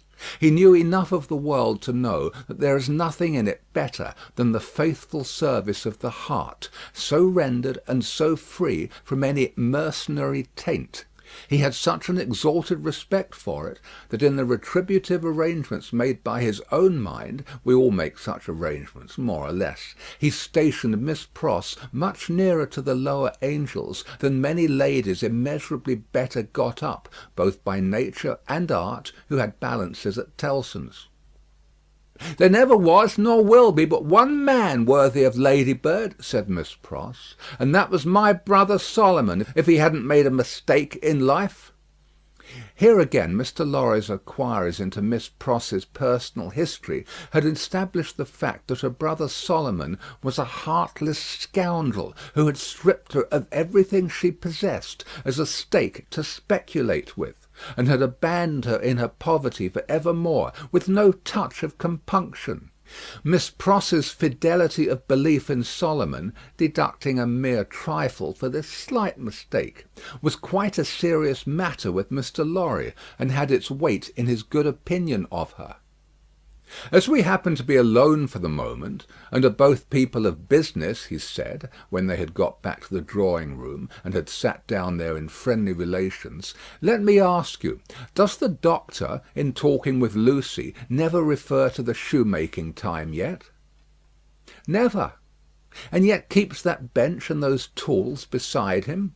"Ah," returned Miss Pross, shaking her head, "but I don't say he don't refer to it within himself." "Do you believe that he thinks of it much?" "I do," said Miss Pross. "Do you imagine—" Mr. Lorry had begun, when Miss Pross took him up short, with "Never imagine anything. Have no imagination at all." "I stand corrected. Do you suppose— you go so far as to suppose sometimes?" "Now and then," said Miss Pross. "Do you suppose," Mr. Lorry went on, with a laughing twinkle in his bright eye, as it looked kindly at her, "that Dr. Manette has any theory of his own, preserved through all those years, relative to the cause of his being so oppressed, perhaps even to the name of his oppressor?" "I don't suppose anything about it but what Ladybird tells me." And that is, that she thinks he has. Now, don't be angry at my asking all these questions, because I am a mere dull man of business, and you are a woman of business. Dull? Miss Pross inquired, with placidity. Rather wishing his modest adjective away, Mr. Lorry replied, No, surely not. To return to business, is it not remarkable that Dr. Manette, unquestionably innocent of any crime, as we are all well assured he is, should never touch upon that question? I will not say with me, though he had business relations with me many years ago, and we are now intimate, I will say with the fair daughter to whom he is so devotedly attached, and who is so devotedly attached to him. Believe me, Miss Pross, I don't approach the topic with you out of curiosity, but out of zealous interest. Well, to the best of my understanding, and bad's the best, you'll tell me, said Miss Pross, softened by the tone of the apology. He is afraid of the whole subject. Afraid? It's plain enough, I should think, why he may be. It's a dreadful remembrance. Besides that, his loss of himself grew out of it. Not knowing how he lost himself, or how he recovered himself, he may never feel certain of not losing himself again. That alone wouldn't make the subject pleasant, I should think. It was a profounder remark than Mr. Lorry had looked for. True, said he, and fearful to reflect upon. Yet a doubt lurks in my mind, Miss Pross, whether it is good for Dr. Manette to have that suppression always shut up within him. Indeed, it is this doubt and the uneasiness it sometimes causes me that has led me to our present confidence. Can't be helped, said Miss Pross, shaking her head. Touch that string, and he instantly changes for the worse. Better leave it alone. In short, must leave it alone, like or no like. Sometimes he gets up in the dead of the night, and will be heard, by us overhead here, walking up and down in his room. Ladybird has learnt to know then that his mind is walking up and down in his old prison. She hurries to him, and they go on together, walking up and down, until he is composed. But he never says a word of the true reason of his restlessness to her, and she finds it best not to hint at it to him. In silence they go walking up and down together, till her love and company have brought him to himself. Notwithstanding Miss Pross's denial of her own imagination, there was a perception of the pain of being monotonously haunted by one sad idea in her repetition of the phrase walking up and down, which testified to her possessing such a thing. The corner has been mentioned as a wonderful corner for echoes. It had begun to echo so resoundingly to the tread of coming feet that it seemed as though the very mention of that weary pacing to and fro had set it going. "Here they are," said Miss Pross, rising to break up the conference, "and now we shall have hundreds of people pretty soon." It was such a curious corner in its acoustical properties, such a peculiar ear of a place, that as Mr. Lorry stood at the open window, looking for the father and daughter whose steps he heard, he fancied they would never approach. Not only would the echoes die away as though the steps had gone, but echoes of other steps that never came would be heard in their stead, and would die away for good when they seemed close at hand. However, father and daughter did at last appear, and Miss Pross was ready at the street door to receive them. Miss Pross was a pleasant sight, albeit wild and red and grim, taking off her darling's bonnet when she came upstairs, and touching it up with the ends of her handkerchief, and blowing the dust off it, and folding her mantle ready for laying by, and smoothing her rich hair with as much pride as she could possibly have taken in her own hair, if she had been the vainest and handsomest of women. Her darling was a pleasant sight too, embracing her and thanking her, and protesting against her taking so much trouble for her, which last she only dared to do playfully, or Miss Pross, sorely hurt, would have retired to her own chamber and cried. The doctor was a pleasant sight too, looking on at them, and telling Miss Pross how she spoilt Lucy, in accents and with eyes that had as much spoiling in them as Miss Pross had, and would have had more if it were possible. Mr. Lorry was a pleasant sight too, beaming at all this in his little wig, and thanking his bachelor stars for having lighted him in his declining years to a home. But no hundreds of people came to see the sights, and Mr. Lorry looked in vain for the fulfilment of Miss Pross's prediction. Dinner time, and still no hundreds of people. In the arrangements of the little household, Miss Pross took charge of the lower regions, and always acquitted herself marvellously. Her dinners, of a very modest quality, were so well cooked, and so well served, and so neat in their contrivances, half English and half French, that nothing could be better. Miss Pross's friendship being of the thoroughly practical kind, she had ravaged Soho and the adjacent provinces in search of impoverished French who, tempted by shillings and half-crowns, would impart culinary mysteries to her. From these decayed sons and daughters of Gaul she had acquired such wonderful arts that the woman and girl who formed the staff of domestics regarded her as quite a sorceress, or Cinderella's godmother, who would send out for a fowl, a rabbit, a vegetable or two from the garden, and change them into anything she pleased. On Sundays Miss Pross dined at the doctor's table, but on other days persisted in taking her meals at unknown periods, either in the lower regions or in her own room on the second floor, a blue chamber to which no one but her ladybird ever gained admittance. On this occasion Miss Pross, responding to Ladybird's pleasant face and pleasant efforts to please her, unbent exceedingly, so the dinner was very pleasant too. It was an oppressive day, and, after dinner, Lucy proposed that the wine should be carried out under the plane tree, and they should sit there in the air. As everything turned upon her and revolved about her, they went out under the plane tree, and she carried the wine down for the special benefit of Mr. Lorry. She had installed herself some time before as Mr. Lorry's cup-bearer, and while they sat under the plane tree talking, she kept his glass replenished. Mysterious backs and ends of houses peeped at them as they talked, and the plane tree whispered to them in its own way above their heads. Still, the hundreds of people did not present themselves. Mr. Darnay presented himself while they were sitting under the plane tree, but he was only one. Dr. Manette received him kindly, and so did Lucy. But Miss Pross suddenly became affected with a twitching in the head and body, and retired into the house. She was not unfrequently the victim of this disorder, and she called it, in familiar conversation, a fit of the jerks. The doctor was in his best condition, and looked specially young. The resemblance between him and Lucy was very strong at such times, and as they sat side by side, she leaning on his shoulder, and he resting his arm on the back of her chair, it was very agreeable to trace the likeness. He had been talking all day on many subjects, and with unusual vivacity. "Pray, Dr. Manette," said Mr. Darnay, as they sat under the plane tree, and he said it in the natural pursuit of the topic in hand, which happened to be the old buildings of London, "have you seen much of the Tower?"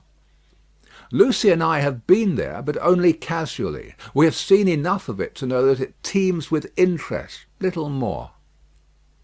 "I have been there, as you remember," said Darnay with a smile, though reddening a little angrily, "in another character, and not in a character that gives facilities for seeing much of it. They told me a curious thing when I was there." "What was that?" Lucy asked. "In making some alterations, the workmen came upon an old dungeon, which had been for many years built up and forgotten. Every stone of its inner wall was covered by inscriptions, which had been carved by prisoners, dates, names, complaints, and prayers. Upon a cornerstone in an angle of the wall, one prisoner, who seemed to have gone to execution, had cut as his last work 3 letters. They were done with some very poor instrument and hurriedly with an unsteady hand. At first they were read as D-I-C, but, on being more carefully examined, the last letter was found to be G. There was no record or legend of any prisoner with those initials, and many fruitless guesses were made what the name could have been. At length it was suggested that the letters were not initials, but the complete word dig. The floor was examined very carefully under the inscription, and in the earth beneath a stone, or tile, or some fragment of paving, were found the ashes of a paper, mingled with the ashes of a small leathern case or bag. What the unknown prisoner had written will never be read, but he had written something, and hidden it away to keep it from the jailer. "My father!" exclaimed Yusi, "you are ill." He had suddenly started up, with his hand to his head. His manner and his look quite terrified them all. "No, my dear, not ill. There are large drops of rain falling, and they made me start. We had better go in." He recovered himself almost instantly. Rain was really falling in large drops, and he showed the back of his hand with raindrops on it.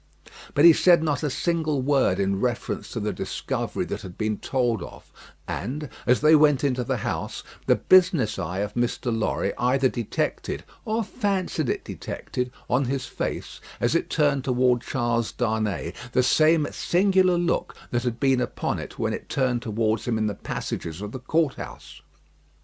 He recovered himself so quickly, however, that Mr. Lorry had doubts of his business eye. The arm of the golden giant in the hall was not more steady than he was, when he stopped under it to remark to them that he was not yet proof against slight surprises, if he ever would be, and that the rain had startled him. Tea time, and Miss Pross making tea, with another fit of the jerks upon her, and yet no hundreds of people. Mr. Carton had lounged in, but he made only 2. The night was so very sultry that although they sat with doors and windows open, they were overpowered by heat. When the tea-table was done with, they all moved to one of the windows, and looked out into the heavy twilight. Lucy sat by her father. Darnay sat beside her. Carton leaned against a window. The curtains were long and white, and some of the thunder gusts that whirled into the corner caught them up to the ceiling and waved them like spectral wings.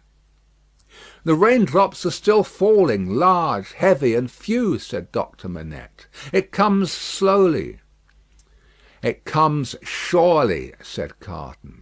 They spoke low, as people watching and waiting mostly do; as people in a dark room, watching and waiting for lightning, always do.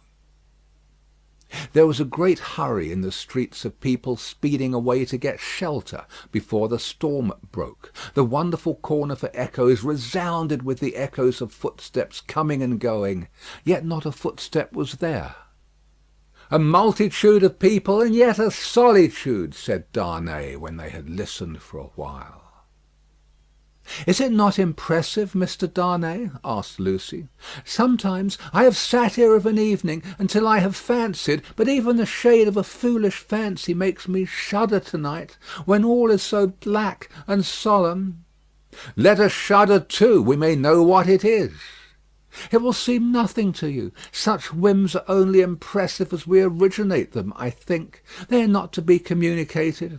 I have sometimes sat alone here of an evening, listening, until I have made the echoes out to be the echoes of all the footsteps that are coming by and by into our lives." "There is a great crowd coming one day into our lives, if that be so," Sidney Carton struck in his moody way. The footsteps were incessant, and the hurry of them became more and more rapid.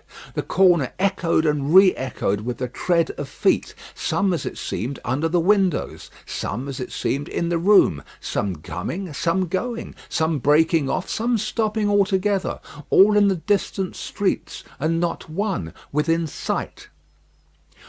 "Are all these footsteps destined to come to all of us, Miss Manette, or are we to divide them among us?"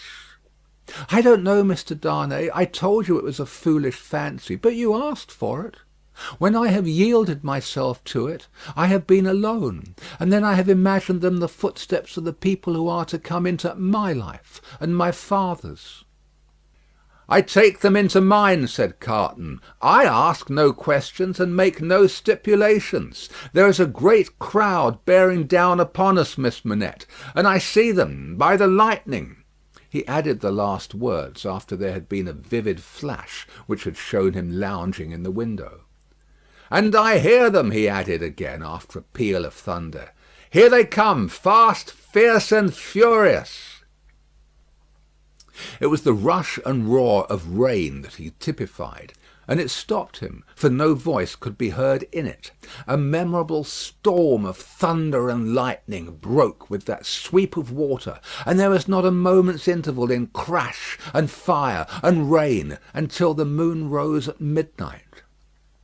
The great bell of St. Paul's was striking one in the cleared air, when Mr. Lorry, escorted by Jerry, high-booted and bearing a lantern, set forth on his return passage to Clerkenwell. There were solitary patches of road on the way between Soho and Clerkenwell, and Mr. Lorry, mindful of footpads, always retained Jerry for this service, though it was usually performed a good 2 hours earlier. "What a night it has been! Almost a night, Jerry," said Mr. Lorry, "to bring the dead out of their graves." "I never see the night myself, master, nor yet I don't expect to. What would do that?" answered Jerry. "Good night, Mr. Carton," said the man of business. "Good night, Mr. Darnay. Shall we ever see such a night again together?" Perhaps see the great crowd of people with its rush and roar bearing down upon them too. End of Book 2, Chapter 6. Chapter 7. Monseigneur in Town. Monseigneur, one of the great lords in power at the court, held his fortnightly reception in his grand hotel in Paris. Monseigneur was in his inner room, his sanctuary of sanctuaries, the holiest of holiestes to the crowd of worshippers in the suite of rooms without. Monseigneur was about to take his chocolate. Monseigneur could swallow a great many things with ease, and was by some few sullen minds supposed to be rather rapidly swallowing France. But his morning's chocolate could not so much as get into the throat of Monseigneur without the aid of 4 strong men besides the cook. Yes, it took 4 men, all 4 ablaze with gorgeous decoration, and the chief of them unable to exist with fewer than 2 gold watches in his pocket, emulative of the noble and chaste fashion set by Monseigneur, to conduct the happy chocolate to Monseigneur's lips. One lackey carried the chocolate pot into the sacred presence, a second milled and frothed the chocolate with the little instrument he bore for that function, a third presented the favoured napkin, a fourth, he of the 2 gold watches, poured the chocolate out. It was impossible for Monseigneur to dispense with one of these attendants on the chocolate and hold his high place under the admiring heavens. Deep would have been the blot upon his escutcheon if his chocolate had been ignobly waited on by only 3 men. He must have died of 2. Monseigneur had been out at a little supper last night, where the comedy and the grand opera were charmingly represented. Monseigneur was out at a little supper most nights, with fascinating company. So polite and so impressible was Monseigneur, that the comedy and the grand opera had far more influence with him in the tiresome articles of state affairs and state secrets than the needs of all France. A happy circumstance for France, as the like always is for all countries similarly favoured, always was for England, by way of example, in the regretted days of the merry Stuart, who sold it. Monseigneur had one truly noble idea of general public business, which was to let everything go on in its own way. Of particular public business, Monseigneur had the other truly noble idea, that it must all go his way, tend to his own power and pocket. Of his pleasures, general and particular, Monseigneur had the other truly noble idea that the world was made for them. The text of his order, altered from the original by only a pronoun, which is not much, ran: "The earth and the fulness thereof are mine, saith Monseigneur." Yet Monseigneur had slowly found that vulgar embarrassments crept into his affairs, both private and public, and he had, as to both classes of affairs, allied himself perforce with a farmer general. As to finances public, because Monseigneur could not make anything at all of them, and must consequently let them out to somebody who could; as to finances private, because farmers general were rich, and Monseigneur, after generations of great luxury and expense, was growing poor. Hence Monseigneur had taken his sister from a convent, while there was yet time to ward off the impending veil, the cheapest garment she could wear, and had bestowed her as a prize upon a very rich farmer general, poor in family.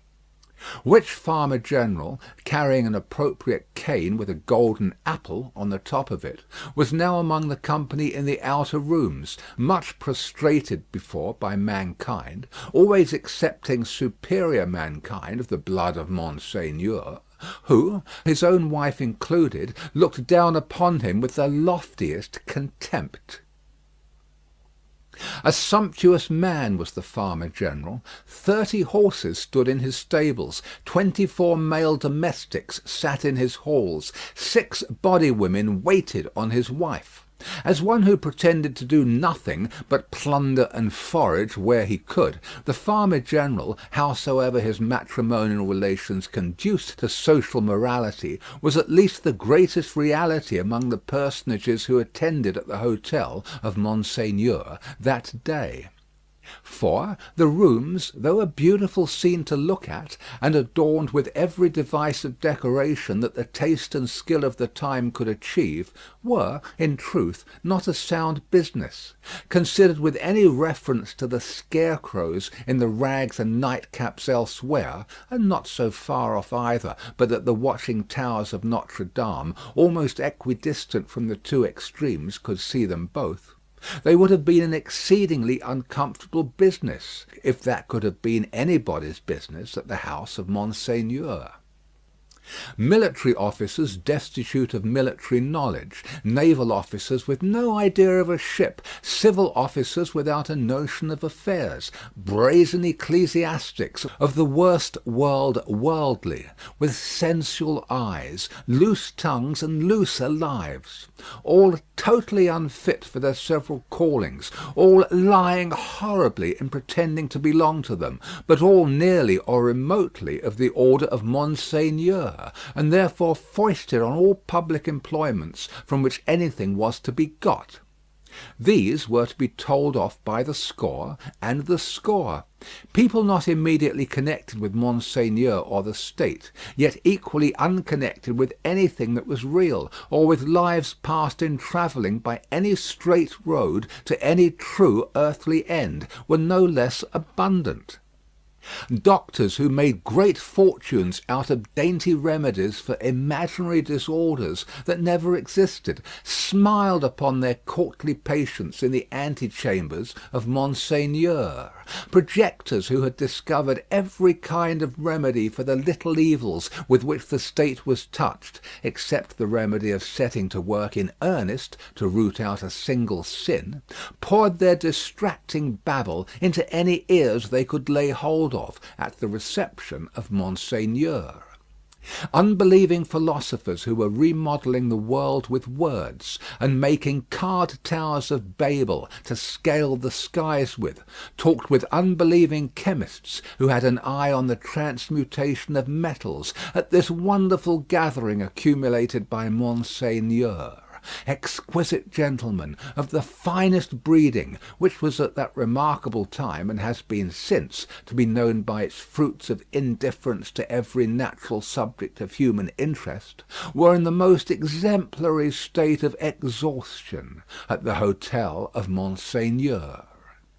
Such homes had these various notabilities left behind them in the fine world of Paris, that the spies among the assembled devotees of Monseigneur, forming a goodly half of the polite company, would have found it hard to discover among the angels of that sphere one solitary wife, who, in her manners and appearance, owned to being a mother. Indeed, except for the mere act of bringing a troublesome creature into the world, which does not go far towards the realization of the name of mother, there was no such thing known to the fashion. Peasant women kept the unfashionable babies close, and brought them up, and charming grandmammas of 60 dressed and supped as at 20. The leprosy of unreality disfigured every human creature in attendance upon Monseigneur. In the outermost room were half a dozen exceptional people who had had for a few years some vague misgivings in them that things in general were going rather wrong. As a promising way of setting them right, half of the half-dozen had become members of a fantastic sect of convulsionists, and were even then considering within themselves whether they should foam, rage, roar, and turn cataleptic on the spot, thereby setting up a highly intelligible finger-post to the future for Monseigneur's guidance. Besides these dervishes were other three, who had rushed into another sect, which mended matters with a jargon about the centre of truth, holding that man had got out of the centre of truth, which did not need much demonstration, but had not got out of the circumference, and that he was to be kept from flying out of the circumference, and was even to be shoved back into the centre by fasting and seeing of spirits. Amongst these, accordingly, much discoursing with spirits went on, and it did a world of good which never became manifest. But the comfort was that all the company at the Grand Hotel of Monseigneur were perfectly dressed. If the day of judgment had only been ascertained to be a dress day, everybody there would have been eternally correct. Such frizzling and powdering and sticking up of hair, such delicate complexions artificially preserved and mended, such gallant swords to look at, and such delicate honour to the sense of smell, would surely keep anything going for ever and ever. The exquisite gentlemen of the finest breeding